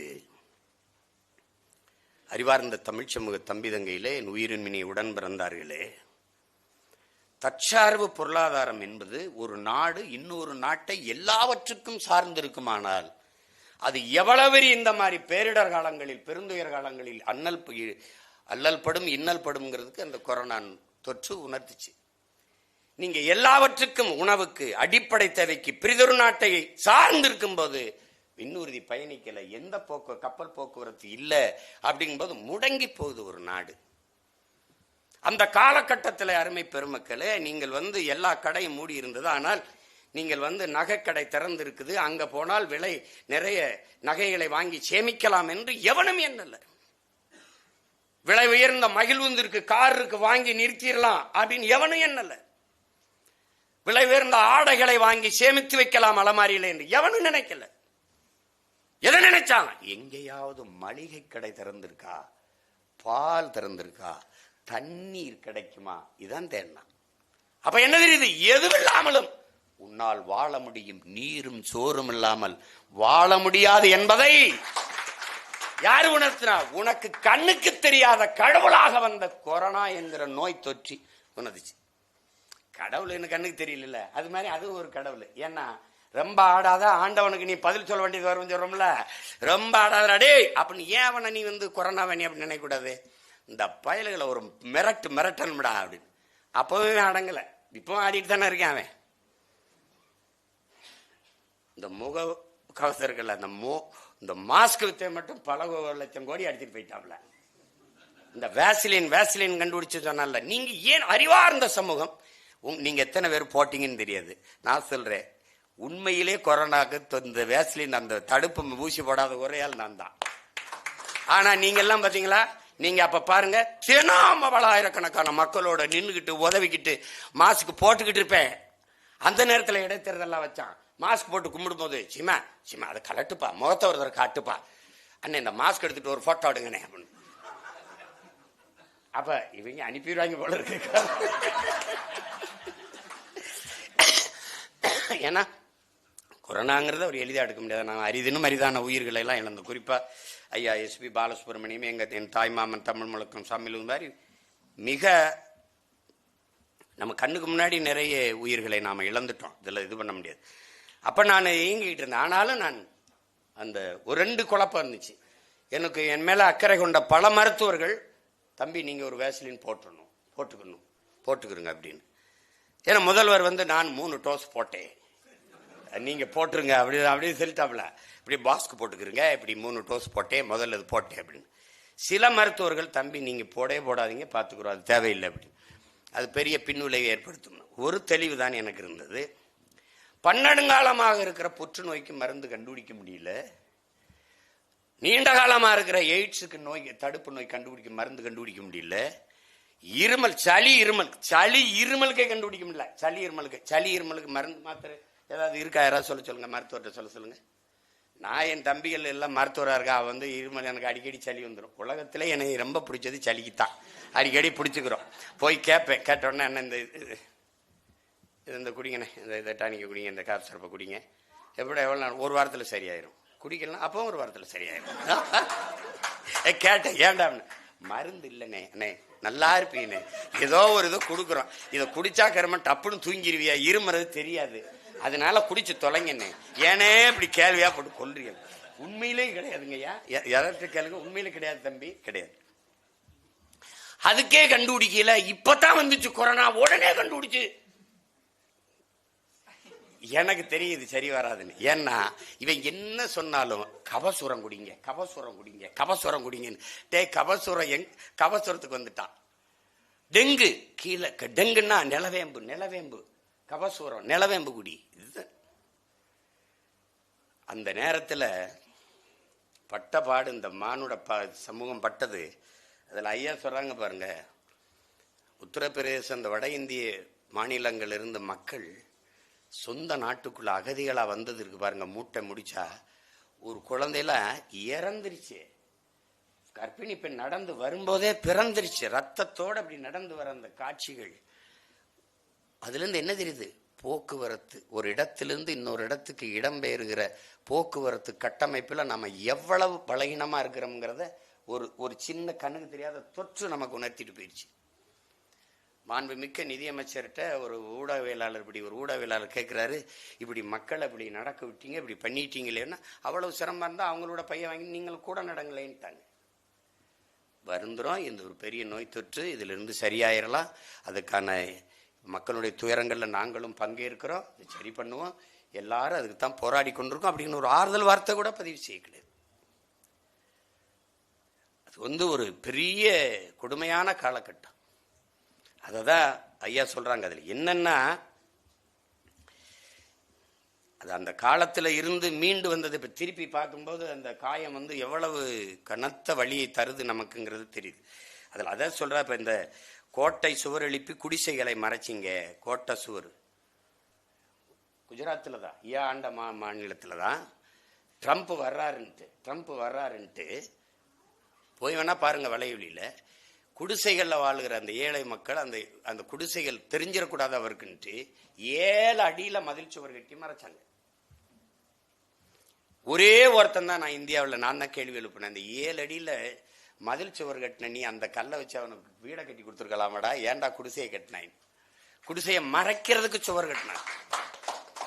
காமன்வெல்த் விளையாட்டு போட்டியப்ப பல்வேறு வெளிநாட்டு தலைவர்கள் பல்வேறு வெளிநாட்டு வீரர்கள் வர்றாங்கன்னு டெல்லியில் இருந்த 13,000 பிச்சைக்காரர்களை ஒரே ராவில் பாரவுந்தில் ஏற்றி வேற மாநிலத்தில் இறக்கி விட்டாங்களே ஒழிய அந்த பிச்சைக்காரன் இல்லாத நிலைமை மாத்துறதுக்கு ஒரு முயற்சியும் செய்யல. இங்க அதுதான் சொல்றாரு பாருங்க, கோட்டை சோரெழுப்பி குடிசைகளை மறைச்சிய, கோட்டு சூட்டு போட்ட வந்த வெள்ளக்கார துறைகளோட ஒப்பந்தமும் போட்டிய, பார்ட்டிகளும் வச்சிய. இந்தியா அதிகமாக ஏற்றுமதி செய்து ஒரு பொருளை அந்நிய செலாவணியை ஈட்டுகிற ஒரே ஒரு ஏற்றுமதி மாட்டுக்கறி ஏற்றுமதி தான். உங்களுக்கு தெரியும், அதுல உலகத்திலே முதல் இடத்துல நம்ம இருக்கோம், 2வது இடத்துல பிரேசில் இருக்கு. பால் அவன் முதல் இடத்துல இருக்கா, நம்ம 2வது இடத்துல இருக்கோம். இப்ப இந்த மாட்டுக்கறியை எந்தெந்த நாடுகளுக்கு ஏற்றுமதி செய்யுது சொல்லுங்க யாராவது? மாட்டுக்கறியை இந்தியா ஏற்றுமதி செய்கிற நாடுகள் எவை? அவ்வளவு இஸ்லாமியம் கிறிஸ்தவ நாடு. இல்லைன்னு சொல்லு. அப்ப நான் ஏற்றுமதி இஸ்லாமிய நாடு, இஸ்லாமிய கிறிஸ்தவ நாடுகளுக்கு ஏற்றுமதி செய்து அவன் தர்ற காசு எனக்கு நிக்குது. ஆனா இங்க இருக்கிற இஸ்லாமிய கிறிஸ்தவன் கசக்கிறான். இப்ப நான் என்ன பண்றேன், ஊரானுக்கு ஊட்டி விடுறேன் மாட்டுக்கறியை. Beef export Hindustan is number 1. ஆனா உள்ளவன் சாப்பிட்டா கொண்டு வருவேன். எப்படி இருக்கு உங்களுக்கு புரியுதா? நீங்க சாப்பிடக்கூடாது, கொண்டே வருவேன். இப்ப என்ன கேட்டாங்கன்னா மாட்டுக்கறி, நான் மாட்டுக்கறி சாப்பிடாத விடு, முதல்ல நீ நான் சாப்பிடக்கூடாது, என் உணவை உறுதி செய், அப்புறம் நான் என்ன சாப்பிடலாம்னு முடிவு செய். என் உணவையே உறுதி செய்ய முடியாது நீ, நான் இதை சாப்பிடுறது அதை சாப்பிடலாம் நீ போயிட்டு இருக்கிற. உணவு, உடை, வழிபாடு, மார்க்கம் எல்லாம் என்னுடைய அவரவர் சொந்த விருப்பம், அதுல போய் தலையிட்டு இருக்கக்கூடாது. அப்படி அந்த நம்ம நாட்டில் மாட்டுக்கறி தின்னதை அடிச்சு கொன்னது எல்லாம் எத்தனையோ காட்சிகள் நீங்க பார்த்திருப்பீங்க. ஆனால் உங்களுக்கு ட்ரம்ப் வரும்போது பெரிய ரவுடி, லோக்கல் ரவுடி அவர் இருக்குல்ல, அது இன்டர்நேஷனல் ரவுடி வரும்போது 7 வகையில் மாட்டுக்கறியை வறுத்து வைத்து விருந்து படைத்தார்கள். அதான் சொல்றாப்புல, ஒப்பந்தம் போட்டிக, பார்ட்டிகளும் வச்சீக, ஆனா நோய் தொற்று சோதிக்க துணிச்சலின்றி போனீங்க. அவனுக்கு எனக்கு கொரோனா இருக்கான்னு இப்படி பார்த்தா அப்படி பார்த்தா இது பண்ண, அவனுக்கு சோதிச்சியா? சோதிக்கல. அதான் அம்மா கூட சொன்னாங்க பாருங்க, வரவேற்ற இடத்திலே பரிசோதனை செஞ்சிருந்தா கதியற்ற சனங்களுக்கு வந்திருக்குமா வேதனைக, கதியற்ற சனங்களுக்கு வந்திருக்குமா வேதனைக. சோதனை செய்யாமலே சீர்கட்ட அரசாங்கம் தனிமைப்படுத்தியதையே தான் தோன்றிய அரசாங்கம்ன்றப்பல. அப்புறம் அதே கொரோனாவிலே கடவுள் பெரிய வெள்ளி, கொரோனா பெரிய வெள்ளி, கடவுளை கைவிட்ட கடவுள். அது உங்களுக்கு தெரியும், கடவுளையே கைவிட்டுருச்சு. அதை ரொம்ப அழகா சொல்றாப்புல, இறைமகன் இயேசு சிலுவில் அறையும்போது ஏலி ஏலி லாமா ஜமக்தானின் தப்பல, ஏன் தந்தையே ஏன் தந்தையே என்னை கைவிட்டீர்கள் அப்படின்னு கேட்கிறாப்புல. அதையே ஐயா நம்முடைய மொழியில பயன்படுத்துறாப்புல, எம் இறைவா எம்மை நீர் ஏன் கை நெகிழ்ந்தீர், என்னையே கைவிட்டுட்டீங்கிறப்பல. இது அதிகமா இன்னைக்கு பயன்படுவது எனக்குத்தான். உன் சித்தமே ஈதென்பதாய் இயற்கை எம்மில் தெம்பில்லைங்கிறார். உன் சித்தம் இதுவானால் அதை ஏத்துக்கிறதுக்கு எங்களுக்கு தெம்பில்ல, மனசு இருக்கு ஆனா உடம்புல தெம்பில்லைங்கிறவல. அததான் ஏன் தந்தை எம் இறைவா எம்மை ஏன் நீர் கை நெகிழ்ந்தீர்கிறார். அதை நான் என்ன என் மக்கள்கிட்ட இவ்வளவு போயிட்டு ஏன் என் மக்களை நீங்க இறைமகன் இயேசு அவன் தந்தை கைவிட்ட மாதிரி என்னை நீங்க தொடர்ச்சியா கைவிட்டுக்கிட்டு இருக்கீங்கன்னு, ஏன் நீங்க எம்மை ஏன் நீர் கை நெகிழ்ந்தீர் அப்படின்னு கேட்கிறாப்புல. கடவுள் கோயில்களும் வழிபாட்டு தலங்களுமே மூடப்பட்டு விட்டது. ஏன்னா பெரிய கடவுள் கொரோனா கடவுள் மூடிட்டாப்புல எல்லாத்தையும். அதுல அருமையா சொல்றது என்னன்னா, காற்றையும் நீரையும் கழிவாய் மாற்றினோம். ரொம்ப ஆழ்ந்து கவனிக்கப்பட வேண்டிய செய்தி இது. இன்னைக்கு இருக்கிற சூழியல், பொருளியல், அரசியல்னு ஐயா கி வெங்கட்ராமன் எழுதின நூலை என் அரும் தம்பி தங்கைகள் படிக்கணும். இந்த சூழியல் கேடு, காலநிலை மாற்றம், புவி வெப்பம் இதெல்லாம் எவ்வளவு பெரிய பேராபத்தை நோக்கி இந்த பூமி பந்தை நகர்த்தி கொண்டு போகிறது என்பதை அறிவு சமூகம் அறிந்து கொள்ளணும். அதிலும் என்னிலும் இளைய பிள்ளைகள் தெரிந்து அடுத்த பிள்ளைகளுக்கு அறிய தரணும். காற்றையும் நீரையும் கழிவாய் மாற்றினோம். காற்றை எப்படி நீ கழிவா மாற்றின? காற்றை சுவாசிக்கல, கந்தக தூசை சுவாசித்து கொண்டு நாம் இருக்கோம். அதனால நுரையீரல் தொற்று, தோல் நோய், கண்ணெரிச்சல் எல்லாம் வருது. நீரையும் கழிவாய் மாற்றினோம். நீ குடிக்கிற நீர் நீரா என்பதே உனக்கு தெரியாது. ஏனால் நீர் ஒரு உயர்ந்த சந்தை பொருளாவான போது, என் அன்பு தங்கைகள், என் தம்பி தங்கைகள்லாம் இருக்கிறீங்க, என் அம்மாக்கள்லாம் இருக்கிறாங்க.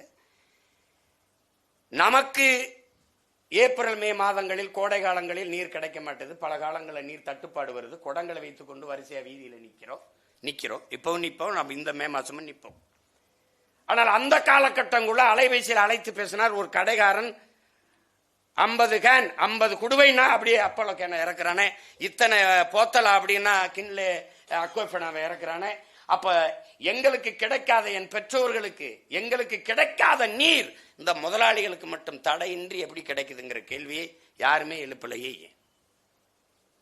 நமக்கு கிடைக்கல, ஆனா அழைச்சு பேசினா உடனே வருது. எங்கிருந்து வருது? அது தண்ணீர் மாதிரி இருக்கு. தண்ணி தானா? நீ பால் குடிக்கிற, அது பால் தானாங்கிற கேள்வி இருக்கா? பால் குடிக்கிற மாடங்க. அப்ப பால் போல ஒன்று, milk flavour, manga flavour, lemon flavour மாதிரி, அது மில்க் பிளேவர். பால் மாதிரி ஒன்று, பால் இல்ல. இது தண்ணி மாதிரி ஒன்று, தண்ணி இல்ல. அதனால இந்த தண்ணீரை நீ என்னவாக்கிட்ட? கழிவாய் மாற்றிட்ட, நஞ்சா மாற்றிட்ட, காற்றை மாற்றிட்ட. ஒரு கார் வெளியிடுகிற நச்சு புகையை கட்டுப்படுத்த 6 மரங்கள் தேவை என்றால் எத்தனை லட்சக்கணக்கான கார்கள், மயில் உந்துகள் ஓடுகிறது? எவ்வளவு மரங்கள் இருக்கிறது? ஒரு மனிதனுக்கு 422 மரம் வேணும். அது சராசரி 28 மரம் தான் இருக்குது. அரிசா அறிவிக்குது. அப்ப 28 மரம் இருக்கா? உனக்கு இருக்கா சொல். நீ வச்சிருக்கியா? நீ வச்சிருக்கியா? இல்ல எங்க ஐயா வச்சிருக்கா? இல்ல. அப்ப என்ன ஆயிருது? காற்று கந்தக தூசி ஆயிருச்சு, கந்தக துகள் ஆயிருச்சு. நச்சு புகைகளை நாம் சுவாசிச்சு கொண்டிருக்கோம், நச்சு காற்றை சுவாசிக்கிறோம். அதனால தொற்று புற்று சாதாரணமாயிருது. இப்ப எதனால? பிறக்கிற குழந்தை புற்றுநோயோட பிறக்குது. யார் காரணம் சொல்லுவா? 3-4 வயது குழந்தைகள் புற்றுநோய் மருத்துவமனையில் நிரம்பி இருக்கிறார்களே, அவர்கள் செய்த பிழை என்ன? புகைத்தார்களா? பான்பராக் பயன்படுத்தினார்களா? இல்ல என்ன பயன்படுத்தினார்கள்? புற்று எப்படி வந்தது? தாயின் மாரில் பால் குடித்தார்கள் 2 ஆண்டு. தாயின் மாரில் பால் உண்டையை தவிர வேற உணவு உள்ளவில்லை. எப்படி அவளுக்கு புற்று வந்தது? தாய்ப்பால் நஞ்சாயிருச்சு. தாய்ப்பால் ஏன் நஞ்சாச்சு? நீரு, காற்று, உணவு நஞ்சாயிருச்சு. அதனால இப்ப எங்க போயிட்டு இருக்கு? 100 மரணத்தில் 95 மரணம் புற்றா இருக்கு. காரணம் என்ன? அங்கொன்றுமா கேட்டோம் புற்றுநோய் மரணம். இங்கு எல்லா செவிகளில் வந்து சேர எல்லா செய்தியும் புற்று மரணமா இருக்கு. காரணம் என்ன? காற்றும் நீரையும் கழிவாகிட்ட. அவர் கழிவுங்கிறாரு, நான் நஞ்சுங்கிறேன். அதுவா ஆச்சா? இல்ல நாம தான் ஆக்கணும். அதுவா ஆச்சா? இல்ல நாம தான் ஆக்கணும். விண்ணையும் மண்ணையும் யுத்தம் செய் வெளியாய் நோக்கினாய். என்ன செய்யற? யுத்தம் செய்கிற, போர் செய்கிற வெளியாய் நோக்கிட்டோம். வான்வெளியில தாக்குதல் நடத்துறது, அங்க போய் சண்டை போடுறது, மேல இருந்து குண்டை போடுறது. இந்த பூமியில உனக்கு எல்லாத்தையும் கொடுத்தது யாரு? இப்ப நான் இந்த ஒளி வாங்கி கொடுத்தது யாரு? இந்த அணிஞ்சிருக்க உடை தந்தது யாரு? என் தாய் வீட்டிற்கு புடவை தந்தது யாரு? இந்த நாற்காலி தந்தது யாரு? இந்த கட்டடம் தந்தது யாரு? இயற்கைன்னு என்ன? இந்த பூமியில் இருக்கிற எல்லாமே இயற்கை தான். மனிதனால் படைக்கப்படாத எல்லாமே இயற்கை தான். மனிதனால் படைக்கப்பட்ட எல்லாமும் இயற்கை தான் மூலம் அவ தந்தது தான். இந்த கட்டடம் அதுவா இல்ல, நாம உருவாக்கணும். இந்த செங்கல் தந்தது யாரு? சாந்து தந்தது யாரு? பலகை தந்தது யாரு? கம்பி தந்தது யார்? எல்லாம் பூமி தான்.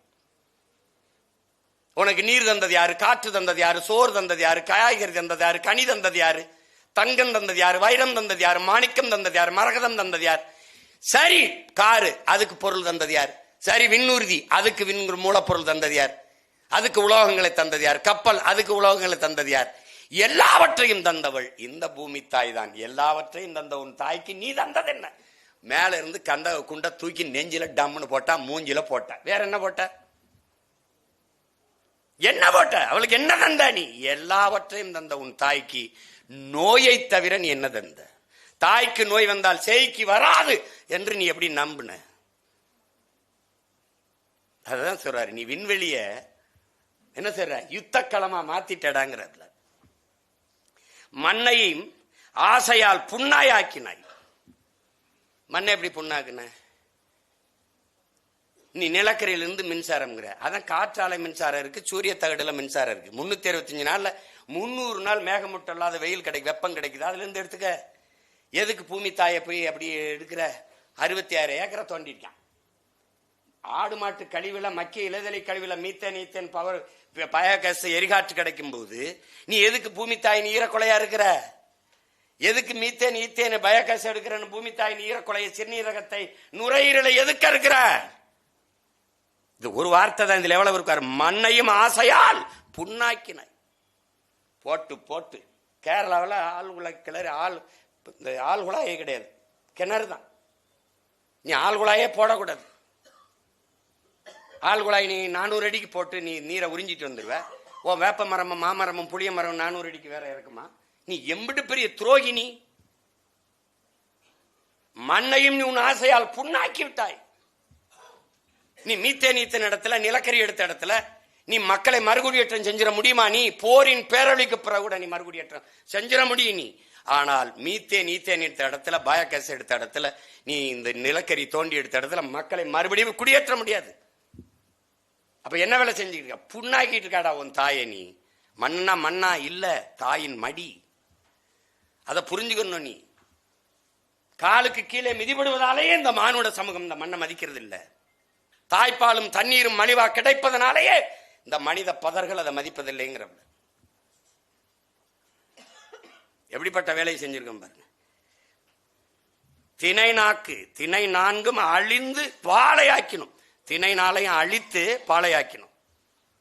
உங்களுக்கு தெரியும், குறிஞ்சி முல்லை மருதம் நெய்தல்னு 4 திணை. பாலை திணை இயற்கை திணை அல்ல, செயற்கை திணை. அப்ப முல்லையும் குறிஞ்சியும் முறைமையில் திரியின் நிலம் நடுக்குற்று நல்லியல் விளந்து பாலை எனும் படிமம் கொள்ளுங்கிறான் இளங்கோடிகள் நம் மூதாதை. நீ என்ன பண்ற? திணை 4ஐயும் அழித்து பாலையாக்கி கொண்டிருக்கிறாய். எப்படி அழிக்கிற? எப்படி அழிக்கிற? முதல்ல ஆத்து மணலை அள்ளுன. அரை எங்குல மணல் வளர 100 ஆண்டுகள் ஆகுங்கிறான். 30 அடிக்கு அள்ளிட்டு போயிட்ட. 34 ஆறை நீ கொன்னுட்ட. அதுக்கப்புறம் என்ன பண்ணுச்சு? இந்த மலை, இந்த அருவி எங்கிருந்து வந்துச்சு? இந்த ஆறு எங்கிருந்து வந்துச்சு? அருவியிலிருந்து. அருவி எங்கிருந்து வந்துச்சு? மலையிலிருந்து. பூமி தாயின் மலை மார்ப அதை என்ன செய்யற? மலை மணல்னு இந்த மணல் தீர்ந்தவன அதை அறுக்கிற. இப்ப மலையை குவாரி ஆக்குற. கற்களை மலையை பார்க்கும்போது காசாக்கி வெட்டி கல்குவாரி எம் சாண்டு மலை மணல்னு அள்ளி ஏத்துற காசு. அப்ப மலை வெட்டுற, கீழே இறங்குற, முல்லை காடுகளை பூரா அழிக்கிற. அப்ப 4 திணைகளையும் அழிக்கிற. மருத திணையில என்ன பண்ற? நிலத்தை என்ன பண்ற? மீத்தேன் எடுக்கிறேன், ஈத்தேன் எடுக்கிறேன், நிலக்கரி எடுக்கிறேன், அதை எடுக்கிறேன், இதை எடுக்கிறேன், அணு உலை நிறுவனேன், ஸ்டெர்லைட்டை வைக்கிறேன், பூரா நச்சு ஆலைகளை வச்சு அதை அழிக்கிற. மருத திணையை, மருத நிலத்தை அழிக்கிற. கடைசியா நெய்தல் என்ன பண்ற? எல்லா ஆலை கழிவையும் ஆத்து வழியே அல்லது நேரடியா கடல் கொண்டு கொட்டுற. அணுகுண்டு தேவையில்லை பூமியை அழிக்க, பிளாஸ்டிக் நெகிழியே போதும்ங்கிறான். நீ இந்த பிளாஸ்டிக்கை இங்க பாருங்க, உலகஞ்சில் கடலுக்குள்ள இந்திய நிலப்பரப்பு போல 2 மடங்கு நெகிழி பிளாஸ்டிக் குப்பைகள் கடலுக்குள்ள கிடக்குதுங்கிறான். செத்து கரை வருங்கிற திமிங்கலத்தின் வயிற்றுல 42 கிலோ பிளாஸ்டிக் இருக்குது. அப்ப பிளாஸ்டிக் தரையில் இருக்கிறதாவது எடுத்து எந்தையாவது வரும் சரி பண்ணி விடலாம். கடலுக்கு இருக்கிறத எப்படி சரி பண்ணுவ? உனக்கு ஆக்சிஜன்ல 80 விழுக்காடு மூச்சு காற்று யார் தர்றா? கடலுக்கு ஒரு நீல பச்சை பாசிங்கிற தாவரம். அது மேல பிளாஸ்டிக் கொட்டி முன்னினா பூமி எப்படி இருக்கும்? அது எப்படி இருக்கும்? அப்ப இந்த 4 தினம் குறிஞ்சி முல்லை மருதம் நெய்தல், இந்த 4 திணையையும் நிலத்தையும் நீ அழிக்கிறனால என்ன ஆகும்? பாலை எனும் நிலம், அது செயற்கை திணை, அது உருவாகிரும். பாலை நிலத்தில் வாழ்விடம், மனிதர்களை எவ்வுயிரும் வாழ்வதற்கு வாய்ப்பற்ற நிலமாக உன் தாய் நிலத்தை மாற்றிக் கொண்டிருக்கிறாய். அதை என்ன சொல்றாரு? 4 திணையும் ஆசையால் நீ பாலையாக்கி கொண்டிருக்கிறாய்ங்கிறார். அழித்து பாலையாக்கி கொண்டிருக்கிறாய். அதுதான் அங்க இருக்கிறது.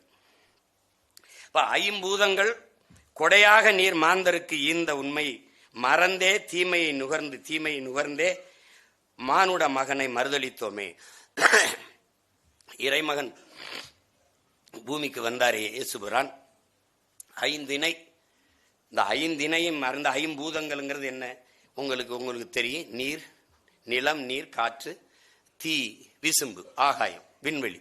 இந்த ஐம்பெரும் ஆற்றல்ங்கிற அவங்க பஞ்சபூதங்கிறாங்க, 5 பூதங்கள்ங்கிறாங்க, நம்ம ஐம்பெரும் ஆற்றலுங்கிறோம் தூய தமிழ்ல. அந்த பூதம் என்ன? பெருவலிமை. இப்ப இந்த பேராற்றல், இந்த ஐம்பெரும் ஆற்றல் இல்லாது உலகில் மனிதர்கள் மட்டுமில்லை, எவ்வுயிரும் கிடையாது. எவ்வுயிரும் கிடையாது. இப்ப நிலம், நீர், தீ, வலி, விசும்பு, காற்று, ஆகாயம், இது இல்லாது எதுவுமே எந்த உயிரும் இல்லை. அதை நீ என்ன பண்ற? மறந்துட்டு அதை தந்த இறைவனை நீ மறுதளிச்சிட்டேங்கிறப்பல. அடுத்து இங்க பாருங்க, இன்னைக்கு இந்த தனியார்மய, தாராளமய, உலகமய பொருளாதார கொள்கையில் நம் நாடு சந்தையாயிருச்சு. என் அன்பு பிள்ளைகள், என் அருமை பெரியவர்கள், குறிப்பா எங்க ஐயா வரைக்கும் எல்லாருமே வர்த்தக பொருளாதாரத்தை, சந்தை பொருளாதாரத்தை ஏற்றுக்கொண்டிருக்கிற ஒரு நாட்டின் தலைவன், ஒரு நாட்டின் பிரதம அமைச்சர் அல்லது இந்த நாட்டின் முதன்மை அமைச்சர், முதலமைச்சர் உள்நாட்டு வெளிநாட்டு பெரும் முதலாளிகளுக்கும் சொந்த நாட்டு மக்களுக்கும் இடையே தரகு வேலை செய்ய முடியுமே ஒழிய தலைவனா இருந்து மக்களுக்கு சேவை செய்ய முடியாது. இது சத்தியம், இதுதான் உண்மை. நீ எந்த கொம்பனும் என்னை மறுத்து எதிர்த்து பேச முடியாது. அதனாலதான் என்ன சொல்றேன், பிரதமர் என்பவர் இன்டர்நேஷனல் புரோக்கர், முதலமைச்சர் என்பது ஆல் இந்திய புரோக்கர். இப்ப முதலமைச்சர்களுக்கே இன்டர்நேஷனல் புரோக்கர் ஆகிறதுக்கு போட்டி நடக்குது. அந்நிய முதலீட்டை கொண்டு வரோம், அங்க கொண்டு வரோம், இங்க கொண்டு வரோம்னு. ஜப்பானே வா, அமெரிக்கா வா, என்னைய சின்னமன்னூர்ல கேட்டாக, சிங்கப்பூர்ல கேட்டாக, மன்னார்குடியில கேட்டாங்கிற மாதிரி சிங்கப்பூர் தொழிலதிபர் வா, துபாய் அதிபரை வா, எங்க வா, இங்க வா. கப்பல்ல வர்த்தகம் செய்ய விரட்டி போராடி விடுதலைன்ட்டு வானூர்தியில வர்த்தகம் செய்யறவர்னா வா வான்னு சிவப்பு கம்பளை விரிச்சு வரவேற்கிறத வளர்ச்சிங்கிறான். இந்த உலகமய, தனியார்மய, தாராளமய பொருளாதார கொள்கையில் நாடு சந்தையாகிவிட்டது. சந்தையில் என் அன்பு சொந்தங்களே, அருமை தம்பி தங்கைகளே, வர்த்தகம் நடக்குமா, வாழ்க்கை நடக்குமாங்கிற கேள்வியை கேட்டு பார்க்கணும். வர்த்தகம் என்ன நடக்கும்? வர்த்தகம் நடந்து லாப குவியலை முடிஞ்ச பிறகு கூடாரத்தை காலி பண்ணிடுவான். அப்படிதான் நடந்தது இங்க நோக்கியோ, அப்படிதான் போர்டு, அப்படிதான் பல நிறுவனங்கள், அப்படிதான் டால்மியா சிமெண்ட் எல்லாம் வருவான். வளத்தை சுரண்டி எல்லாம் முடிச்சோன்னா போயிட்டே இருப்பான். மூட்டை கட்டிட்டு போயிடுவான், ராவோட ராவா காலி பண்ணிட்டு போயிடுவான். நோக்கியோ எங்க இருந்துச்சு, எங்க போர்டு நிறுவனம் இருந்துச்சு, எங்க இந்த கொண்டா எவ்வளவு நாளைக்கு இருக்கும்? நீர்வளம் இல்ல, அவனுக்கு பிரச்சனைனா போயிடுவான். அது பின்னாடி சொல்றாரு, இந்த 8 வழிச்சாலை இதெல்லாம் சொல்றாருல, பின்னாடி சொல்றாருல. பாருங்க, இந்த சந்தை பொருளாதாரத்தை ஏற்றுக்கொண்டிருக்க ஒரு நாட்டின் தலைவன் தலைவனா இருந்து மக்களுக்கு சேவை செய்ய முடியாது, தரகரா இருந்து முதலாளிகளுக்கு தான் வேலை செய்ய முடியும். அது உங்களுக்கு கண்கூடா இப்ப நீங்க பாப்பீங்க. இப்போ உங்களுக்கு நீங்க பாப்பீங்க. என்ன, இந்த சரக்கு மற்றும் சேவை வரியிலேயே குழந்தைகள் சாப்பிடுகிற பிஸ்கட்டுக்கு 18 விழுக்காடு வரி, தங்க பிஸ்கட்டுக்கு எத்தனை விழுக்காடு வரி விதிப்பது என்பது 3 நாள் விவாதிச்சு 3 விழுக்காடு வரி. நீங்க புரியுதுன்னு நினைக்கிறேன். மாற்றுத்திறனாளிகள் எழுதி படிக்கிற தாள் அதுக்கு 18 விழுக்காடு, மாற்றுத்திறனாளிகள் பயணிக்கிற முச்சக்கர வாகனத்திற்கு 18 விழுக்காடு, காது கேளாதவர் வைக்கிற செவித்திறன் கருவி இருக்கு பாருங்க, அதுக்கு 18 விழுக்காடு. ஆனால் முதலாளிகளின் தங்க பிஸ்கட்டுக்கு 3 விழுக்காடு. இப்ப யாருக்கு வேலை செய்யறாருன்னு தெரியுதா? இப்போ விண்ணூர்தியில நீங்க பயணிக்கிறீங்கல்ல, இந்தியாவில் ஏதாவது ஒரு சொந்தமா விண்ணூர்தி இல்லாத ஒரு நாடு இருக்குன்னா உலகத்துல நம்ம நாடு தான். இப்ப எந்த வண்டி பறக்குதுன்றீங்க? இண்டிகோ. இண்டிகோங்கிறது ஒரு நாடு 75 விழுக்காடு அரசு, 25 விழுக்காடு முதலாளிகளை சாரலாம், அல்லது 30 கொடுக்கலாம், அல்லது ரொம்ப 50 விழுக்காடு கொடுக்கலாம். ஆனால் 100 விழுக்காடு முழுமையாக முதலாளிகளை தனியார் மயப்படுத்துதலில் வந்த சிக்கல். இண்டிகோ திடீர்னு இப்ப நீங்க மதுரைக்கு பொண்ணு போக முடியாது, அவன் எடுக்கிற நேரம் தான் நேரம், அவன் விதிக்கிறதான் கட்டணம். மதுரைக்கு போக 24,000 ரூபாய் செலவாகுது, திருப்பி நான் வர 1/2 லட்சம், 2 பேர் வேணா 1 லட்சம். எப்படி இருக்கு பாருங்க. ஏன்னா வாகனத்தில் போக முடியாது, சீக்கிரம் போகணும், அங்க ஒருத்தர் அவசரமா சந்திக்கணும். இது எப்படிப்பட்ட வளர்ச்சி? ஒரே ஒரு முதலாளி, இண்டிகோ முதலாளி, அவரு ஓட்டி சம்பாதிக்கிறதுக்கு 5000 ஏக்கர்ல விண்ணூர்தி நிலையம். யோ, பறக்கவே விமானம் இல்ல, அப்புறம் எதுக்கடா 5000 ஏக்கர்ல ஏர்போர்ட்னா பதில் இல்ல. இப்ப இது யாருக்கு வேலை செய்யுது? முதலாளி. அது எங்க சொல்ல வர்றாரு? ஏழைத்தாய் பெற்ற பிள்ளை, ஏழைத்தாய் பெற்ற பிள்ளை, ஏழைகள் வாழ்வு பெற வாழ்வை ஈந்தவன் ஒரு இயேசுவானான். ஒருத்தன் இறைமகன் ஆயிட்டான், இயேசுவானான். ஏழைத்தாய் பெற்ற பிள்ளை ஏழைகளோடு ஏழையாக இறந்து யாசித்து இறந்து வாழ்ந்தவன் ஒரு சாய்பாபாவானான். ஏழை தாய் பெற்றவில்லை, ஏழைகள் பசியாற்ற அரசியல் திட்டம் தீட்டியவன் ஒரு காமராஜரானான். அடுத்து பாருங்க, ஏழை தாய் பெற்ற பிள்ளை, ஏழை தலித்துகள், அதாவது ஆதி தமிழ் குடிகள், ஆதி தாழ்த்தப்பட்ட குடிகள் தலை நிமிர அரசியல் களம் கண்டவன் ஒரு அம்பேத்கரானான்.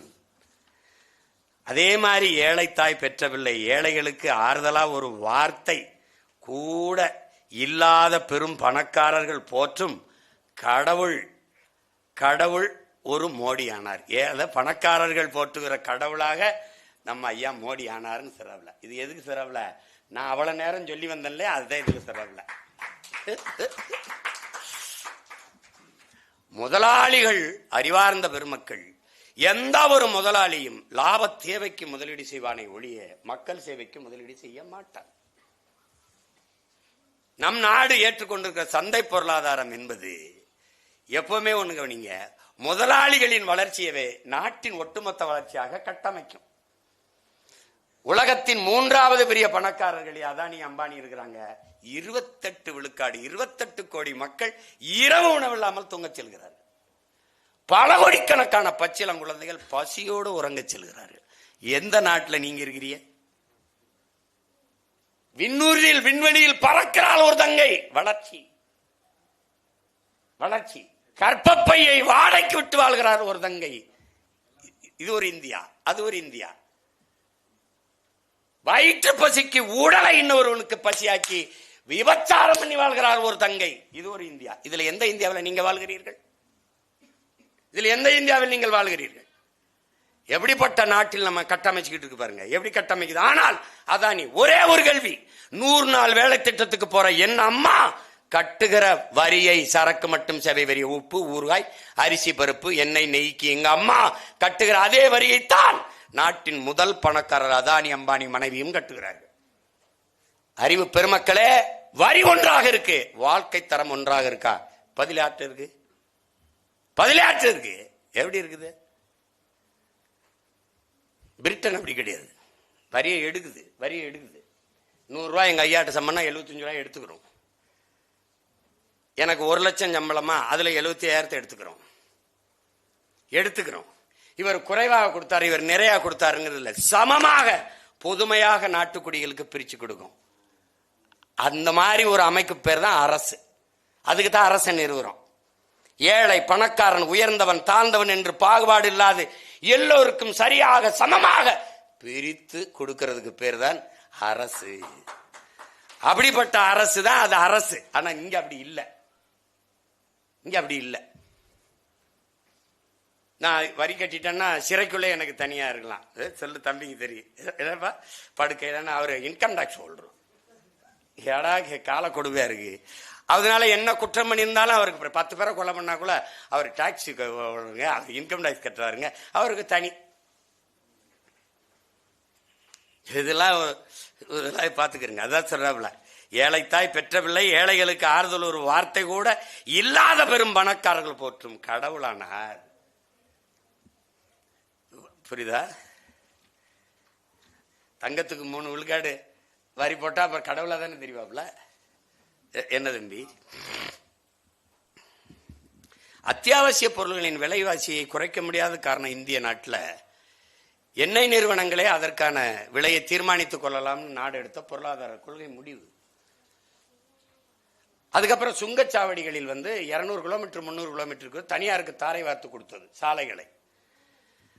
அதனால என்னன்னா, நீங்க இப்படி ஒரு கேள்வியை யாராவது எழுப்பி பாருங்க. நான் மட்டும்தான் திரும்ப திரும்ப கேட்கிறேன். என்னுடைய வாகனம் இருக்குது, ஃபார்ச்சுனர், 3 லட்சம் ரூபாய் சாலை வரி கட்டியிருக்கேன். எந்த சாலையில ஓட்ட கட்டினேன்? இந்த அப்படி சிரிக்கிறாப்புல பெலிக்ஸ். எந்த சாலையில ஓட்ட கட்டினேன்? நீங்களும் கட்டியிருக்கீங்க. நான் என்ன சொல்றேன், ஐயா நான் எந்த 3 லட்சம் எடுத்திருக்கீங்க இல்லையா, அது எந்த சாலையில ஓட்ட, அந்த சாலையை மட்டும் சொல்லுங்க, அதுல மட்டும் ஓட்டிக்கிறேன். நீங்க அது போக 100 கிலோமீட்டருக்கு ஒரு தடவை எதுக்கே 50 ரூபா நீங்க 100 ரூபா என்ற கப்பம் வசூலிக்கிறீங்கன்னா பதில் இல்லை. அத கொடுமையான வரி. சரக்கு மட்டும் சேவை வரின்னு இருக்கும், சரக்குக்கு மட்டும் இல்லை வர, சாராயத்துக்கு வரி கிடையாது, பெட்ரோல் டீசலுக்கு இப்போ இல்லை. ஏன்னா தனியார் முதலாளிகள் லாபம் குறைஞ்சிரும்ல. அதனால என்ன ஆயிருதுன்னா, ஒரு கத்தரிக்காயை மதுரையிலிருந்து கோயம்பேடு சந்தைக்கு ஏத்தனோம்னா பாறை உந்துக்கு வாடகை, பாறை உந்து வாடகை எதை வச்சு தீர்மானிக்குது? பெட்ரோல், டீசல் பெட்ரோல் விலை வச்சு தீர்மானிக்குது. அதுக்கப்புறம் அவன் சென்னை வந்து சேர்றதுக்கு 15 இடத்துல சுங்கம் கட்டுறான். அந்த சுங்க கட்டணம் இது எல்லாம் சேர்ந்து தம்பி இது என்ன ஆயிருதுன்னா, இந்த அத்தியாவசிய பொருள் மேல ஏறிடுது. அத்தியாவசிய பொருள் மேல ஏறினா 10 ரூபா தக்காளி கோயம்பேடு சந்தையில் இறங்கும்போது 25 ரூபாயா ஆயிருது. அப்ப தவிர்க்க முடியாத ஒன்றா ஆயிருது விலைவாசி ஏற்றம். இப்ப இதெல்லாம் சரி செய்யணும், சரி செய்யணும். சரி செய்வேன்னு நம்பிக்கையில் தான் ஐயா என்னை கூப்பிட்டு விட்டுருக்காப்ல, ஏதாவது பண்ணுப்பாயே. அடுத்து இந்த கொஞ்சம் தான் இருக்கு. அவர் நிறைய எழுதியிருக்கிறாரு, நேரம் குறைவது. இதுல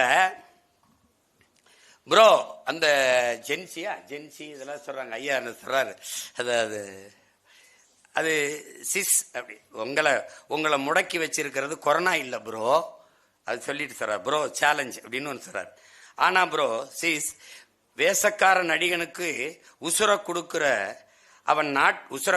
அவன் நாட்டை கொள்ளையடிக்கவா ஓட்டு போட துடிக்கிற தியேட்டர் இருள திரை ஹீரோ உருவுல உன் நெஞ்சுக்குள்ள ஆயிருந்த சேதாரம் உன் புத்திக்குள்ள பூத்திருச்சே பூசாரம் தலை வணங்கி மனம் புழுங்கி விழி விதுங்கி மதிமயங்கி உடல் கிறங்கி குடல் சுருங்கி குலை நடுங்கி உயிர் ஒடுங்கி அப்பனாத்தா சம்பாத்தியம் இருக்கிறவர்தான் உன் சொகுசு. படிப்பை முடிச்சிட்டு வேலை தேடு, அப்ப காத்திருக்குது ரவுசுனா வரிய இடையூறு துன்பம் திறன்றல. அதுல என்ன சொல்றாரு? கலை இலக்கியத்தை போற்றணும், கலைகளை காப்பதும் கலைஞர்களை போற்றுவதும் நமது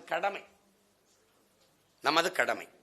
ஆனால் ஒரு கலைஞன்தான் சகலவற்றையும் சரி செய்கிற ஒரு ஆகப்பெரும் தலைவன். ஒரு அடிப்படையை அன்பு தம்பிதங்களை புரிஞ்சுக்கணும்.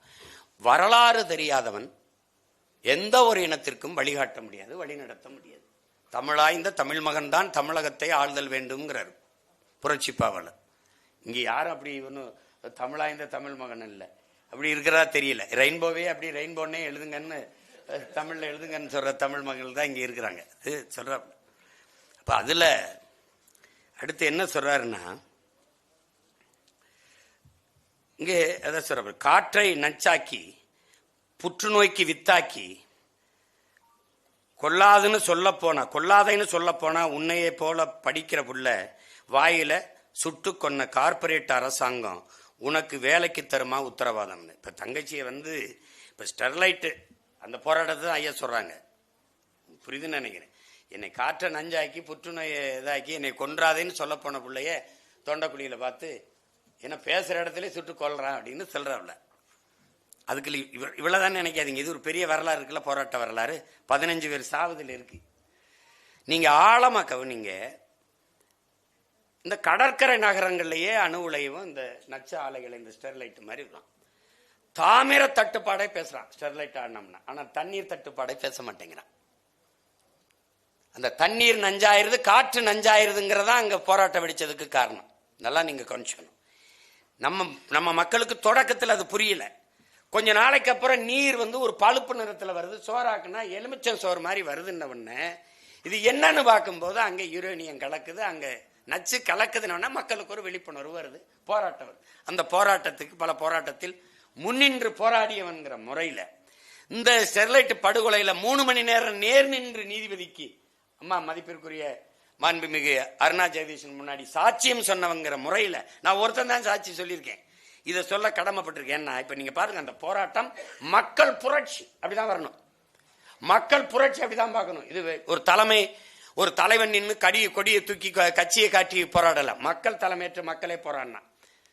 லாவோட் சொன்ன சொல்றான், ஒரு நல்ல சமூகம் தலைவன் என்பது தலைவனே தேவைப்படாத சமூகத்தை உருவாக்க தாண்டா தலைவனின் வேலைங்கிறான். தலைவனுங்கிறவன் ஒரு தலைவனே தேவைப்படாத, ஏதாச்சும் வெற்றி அடைஞ்ச பிறகு நாங்களே இதை செய்து முடித்தோம்னு மக்களை சொல்ல வைக்கணும், அந்த தலைமை தாண்டா தேவைங்கிறான். அப்படி தலைமையேற்று மக்கள் வந்தார்கள். வரும்போது நீ எப்படி முன்கூட்டியே அவங்க கலவரம் செய்வார்கள் கணித்த? யார்கிட்ட பதில் இருக்கு? வருவது மனு கொடுக்க, மாவட்ட ஆட்சியரை பார்த்து இந்த நச்சு ஆலையை மூடுங்கள்னு பரிந்துரைத்து ஒரு கடிதம் கொடுக்க. இப்ப நீ என்ன செஞ்சிருக்கணும்? ஒரு இடத்துல தடுப்பானை போட்டு முன்னாடி யாராவது ஒரு 4 பேர் 5 பேர் வந்து நீங்க மாவட்ட ஆட்சியரை பார்த்து மனு கொடுங்க, முடிஞ்சு வச்சு பிரச்சனை. கொடுத்துட்டு ஐயா அதை நடவடிக்கை எடுங்கன்னு போயிருப்பாங்க. ஆனால் நீங்க முன்கூட்டியே கலவரம் செய்வார்கள் என்று எப்படி கணித்தீர்கள்? கணித்து ஆயுதமேந்திய காவல்துறை இங்க எப்படி குவித்தீர்கள்? சுடுவதற்கு வசதியா ஒரு பாறை வந்து மேல ஒரு வண்டி மேல பேருந்து மேல ஏறி நின்று எப்படி நின்னீங்க? சீருடை இல்லாம சரியா வசதியா டவுசர் விசர போட்டு ட்ராக் சுட்டு பண்ணி போட்டு வந்து உட்கார்ந்துருக்காப்ல. ஸ்னைப்பர் தொலை தூரத்துல இருந்து குறிவாத்து சுடக்கூடிய ஒரு கருவியை வச்சு காத்திருக்காப்ல. இப்ப கலவரமே வருது, வரல வருது. அப்ப என்ன பண்ணணும்? தண்ணீரை பீச்சி அடிக்கணும், கண்ணீர் புகை கொண்டுகளை வீசணும், தடியடி நடத்தி கலைக்கணும். இதுக்கு பிறகுதான் நீங்க முடியவே இல்லை கட்டுக்கடங்கள்னா துப்பாக்கி சூடு நடத்தணும், இடுப்புக்கு கீழே சுட்டு அச்சுறுத்தி மக்களை களைய வைக்கணும். இதுதான் முறை. ஆனால் நீங்க எடுத்த உடனேயே எப்படி சுட தொடங்கினீர்கள். நீங்கள் சுடுங்கள் என்று உத்தரவு பிறப்பித்தது யார்? சுட்டு கொள்ளுகிற அளவிற்கு உயிரை மாய்க்கிற அளவுக்கு உத்தரவு பிறப்பித்தது யார்? எங்கிருந்து உங்களுக்கு அந்த சுட சொல்லி உத்தரவு வந்தது? யார் இடத்துல பதில் இருக்கு? இந்த சுட்ட அதிகாரிகள் மீது ஏதாவது நடவடிக்கை எடுக்கப்பட்டிருக்குதா? இல்லை. அவ எப்படி இருக்கு பாருங்க. மக்களின் புரட்சியை அரச வன்முறையால் பயங்கரவாதத்தால் சுட்டு ஒடுக்கியவர்கள் புரட்சி தமிழன் என்று மக்களின் புரட்சியை அடக்கியவர்கள். அதை நான் வந்து 2 மாதத்தில் விசாரிச்சு நீதியை நிலைநாட்டுவேன் பேசினவங்க நாதியற்று போச்சு சனம், ஒன்னும் கிடையாது. அது என்ன சொல்றாரு பாருங்க. காற்றை நச்சாக்கி புற்றுநோயை வித்தாக்கி கொல்லாதைன்னு சொல்ல போனா உன்னைய போல படிக்கிற புள்ள வாயிலேயே சுட்டு கொன்ன கார்பரேட் அரசாங்கம். இப்ப யாருக்காக வேலை செய்யுது? முதலாளிகளுக்கு. கார்பரேட் முதலாளி. இப்ப இவன் எங்க இருக்கான்? ஸ்டெர்லைட் ஆலைக்கு பக்கத்தில் இருக்கான், லண்டன்ல இருக்கான். அனில் எங்க இருக்கான்? லண்டன்ல இருக்கான். அப்ப அங்க இருக்கிற முதலாளியின் லாப தேவைக்கு இந்த அரசு நடக்குதுன்னா அது யாருக்கான அரசாங்கம்? அதான் இங்க சொல்றது. இங்க முதலாளிகளுக்கான பெரும் முதலாளிகளுக்கான அதிகாரங்கள் கட்டமைக்கப்படுது ஒழிய மக்களுக்கான அதிகாரங்கள் இல்லை. அப்புறம் ப்ரோ அது சொல்ற அது தருமான அந்த கார்பரேட் அரசாங்கம் ஒன்று வேலைக்கு உத்தரவாதம் தருமா? உயிருக்கே தராத அரசு எப்படா உனக்கு வேலைக்கு உத்தரவாதம் தருங்கிறவள.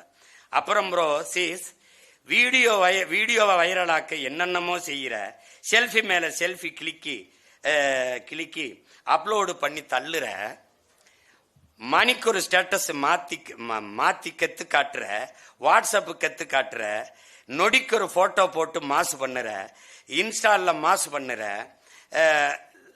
லைக்ஸா அல்லுனா துள்ளி குதிக்கிற, நிறைய லைக்ஸ் வந்துச்சுன்னா துள்ளி குதிக்கிற, குறைஞ்சு போச்சுன்னா துடிக்கிற, ஹார்ட்ஸை எண்ணி நாள் பொழுதும் பொழுத கழிக்கிற. ப்ரோ சீஸ் கொஞ்சம் அங்கிட்டு சூடுங்கிறவள அங்க பாரு அப்படின்னு. என்ன மலையை பொழந்து முழுங்குறான்.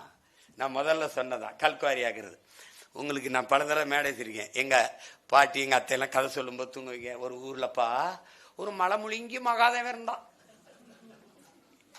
இப்படி பாக்குறது நாங்க மலைய முழுங்குறான என்ன நீங்க பூதம் பூதம்பா அது முழுங்கிரும்பா. மலை முழுங்கி மலையை பொழந்து முழுங்குறான், மணலை திருடி கொழுக்கிறான். இதுல என்ன கொடுமைன்னு கேளுங்க. இந்த மலையை வெட்டி உன்னால உருவாக்க முடியாத ஒன்றை உனக்கு அழிக்கிற உரிமையை யார் தந்ததுங்கிறான். நீங்க எந்த அதிகாரத்தை கொண்டு உங்கள் ஜெபத்தால், உங்க தவத்தால், உங்கள் தொழுகையால், உங்கள் அழுகையால் நீங்க எதன் பொருட்டு மலை ஏறங்களோ மணல் ஏறங்களோ உருவாக்க முடியாது. ஆனா உங்களால் உருவாக்க முடியாத ஒன்றை அழிக்கிற உரிமை யார் தந்ததுன்னு EFS மாஸ்டர் கேட்கிறான். இங்க என்ன பண்ற? நீ மலையை வெட்டி விற்கிறத அங்கீகரிச்சு செய்ய சொல்ற. அந்த திருடனுக்கு ஒரு சமூக மாதிரி குவாரி ஓனர், இப்படி மணல் குவாரி ஓனர் ஒரு சமூக மரியாதை வந்துருது. மணலை திருடி கொழுக்கிறான், யானை தந்தம் ஒடிக்கிறான், புலிதோலை உரிக்கிறான், மான மயில மரத்தை கடத்தி காட்டை அழிக்கிறான். காடுன்றது ஒரு நாட்டின் நிலப்பரப்புல 1/3 பங்கு காடு இருக்கணும். நீரின்றி அமையாத உலகு போல காடின்றி அமையாத நீர், அதையும் புரிஞ்சுக்கணும். காடு இல்ல, காடு இல்லைன்னா நாடு இல்லை. இது 2 நல்லா விளங்கணும் என் பிள்ளைகள். காட்டை அழிக்கிறான், அடுப்பறிக்க விறகொடுக்கும் அப்புராணி மக்களைத்தான் குண்டாசில உள்ளதள்ளி நொறுக்க பாக்குறான். அதான் முக்கியம். எப்படி நொக்க பரவுறாங்கிறப்பல அடிச்சு நொறுக்குறாங்கிறாரு. இந்த அடுப்பறிக்க போறது பாருங்க. இப்ப நான் கூட அந்த மேய்ச்சல் நிலத்துக்கு போனேன் பாருங்க. ஆடு மாடை மேய்க்க போறது எங்க ஐயா கூட பாராட்டின. ஆடு மாடை இந்த மலையடி வரத்துல மேய்க்க போறதுனால காட்டுக்குள்ள இருக்கிற சிங்கம், புலி, கரடி, கிரடி இந்த மாடுகள்லாம் பயந்துருதான், அது பாதிக்கப்பட்டுதான். ஆனா இந்த குவாரிக்கு பல டன், 100 டன், 1000 டன் எடையுள்ள வெடிமருந்துகள் வச்சு தகர்க்கிறான்ல, அப்ப அந்த விலங்குகள்லாம் பாதுகாப்பா இருக்குதான். இந்த என்னோட ஆடு மாடும் போய் மேய்கிறதுல அது பாதிக்கப்பட்டதுதான். எப்படிப்பட்ட அறிஞர்கள், மேதைகள் கையில நாடு சிக்கிக்கிருச்சுன்னு பாரு, எப்படி இருக்கு பாரு. இந்த ஆடு மாடு எங்கிருந்து வந்தது? அங்கிருந்தா நமக்கு வந்தது. காட்டு விலங்கை வீட்டு விலங்காய்க்கு மாத்தி வளர்க்குறோம். அவன் காட்டுல அவனை நுழைய விடக்கூடாதுன்றாங்க. அதை என்ன சொல்றாரு? மலையை பொளந்து முழுங்குறான், மணலை திருடி கொழுக்கிறான், யானை தந்தம் ஒடிக்கிறான், புளிய தோலை உரிக்கிறான், மானமயில மரத்தை கடத்தி காட்டு அழிக்கிறான், அடுப்பறிக்க விறகொடுக்க அப்பாவி அப்புராணி மக்களைத்தான் குண்டாசில உள்ளதள்ளி நொக்க பரவுறான். சுள்ளி பொறுக்கிறதுக்கு அடுப்பத்தை வைக்க சுள்ளி பொறக்கிற வந்தவன காட்டுக்குள்ள வழக்க போட்டு உள்ள தள்ளி விட்டுருவான். இங்க விசித்திரமான சட்டங்கள்லாம் இருக்கும். குடிக்க போகும்போது நீங்க கார் ஓட்டிட்டு போகலாம், குடிச்சிட்டு கார் ஓட்டப்படாது. எப்படி இருக்கு? ஒரு சட்டங்கள்லாம் புதுசு புதுசா இருக்கும், ஒன்னும் செஞ்சுக்க முடியாது. நீங்க வயக்காட்டுல தார ஊத்துறான், விளைநிலங்களை எல்லாம் வீட்டு மனைகளாக்குறது, விளைநிலங்களுக்குள்ளே விரைந்து செல்ல சாலை நடுவீட்ட ரோடா மாத்திரான், 8 வழி 10 வழி ஆக்குறான். இங்கதான் நான் ஐயா பின்னாடி சொல்றாருன்னு சொல்றேன் பாருங்க, 8 வழி 10 வழி ஆக்குறான். இந்த 8 வழிச்சாலை 10 வழிச்சாலை போடுவதெல்லாம் என் அன்பு மக்கள், 4 வழிச்சாலை எல்லாம் நமக்கென்று நினைத்தீர்கள் என்றால் நான் ஒன்றும் செய்ய முடியாது, உங்களுக்கு ஒன்றும் செய்ய முடியாது. அது பெரும் முதலாளிகள் இங்கே உற்பத்தி செய்கிற பொருட்களை விரைந்து எடுத்து செல்றதுக்கு. உங்களுக்கு சாகர் மாலான்னு ஒரு திட்டம் இந்தியாவில் இருக்கு, அது பீம்ஸ்டெக்னு உலக திட்டம். அது உங்களுக்கு தெரியும், அது கடல் மாலை அப்படின்னு நம்ம சொல்றோம். இதுல என்னன்னா, உள்நாட்டு வெளிநாட்டு பெரும் முதலாளிகள் உற்பத்தி செய்யற பொருளை விரைந்து எடுத்து செல்லணும். அதுக்கு விண்வெளி போக்குவரத்து, தொடர்வண்டி போக்குவரத்து, இந்த வானூர்தி போக்குவரத்து, இந்த தொடர்வண்டி போக்குவரத்து, இது சாலை போக்குவரத்து, இது எல்லாத்தையும் கொண்டு போய் கப்பல் போக்குவரத்துல இணைக்கணும். அதுதான் சாகர் மாலா. அதுக்கு தான் ஏற்கனவே நம்மகிட்ட 2 துறைமுகம் தாத்தா காமராஜ் பேர்லையும் நம்ம பாட்டனார் வாபுசி பேர்லையும் இருக்கிற துறைமுகத்தை தாண்டி காட்டுப்பள்ளியில் 6116 ஏக்கர் அதானி கட்ட போறது இதுக்காக தான்.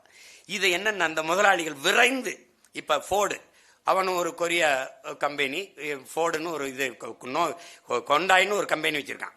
இவனுக்கு இந்த தமிழ்நாட்டு இளைஞர்களுக்கு வேலை கொடுக்கணும், இந்திய நாட்டு இளைஞருக்கு வேலை கொடுக்கணும். கொரிய முதலாளிக்கு எந்த கோயில்ல வேண்டுதல்?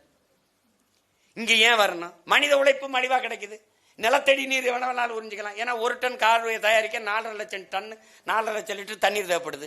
மின்சாரம் தடையற்று கொடுக்குறான். 1 மணி நேரம் அல்லது அரை மணி நேரம் மின் தடை ஏற்பட்டு உற்பத்தி பாதிக்கப்பட்டா மத்திய மாநில அரசுகள் அதை ஈடுகட்டிரும்னு புரிந்துணர்வு ஒப்பந்தம் இருக்கு, இழப்பீட்டு தர்றேன்னு. அப்ப இந்த பொருளை விரைந்து எடுத்து செல்ல 4 வழி சாலை போட்டு தரான், 8 வழி சாலை போட்டு தரான். ஏன்?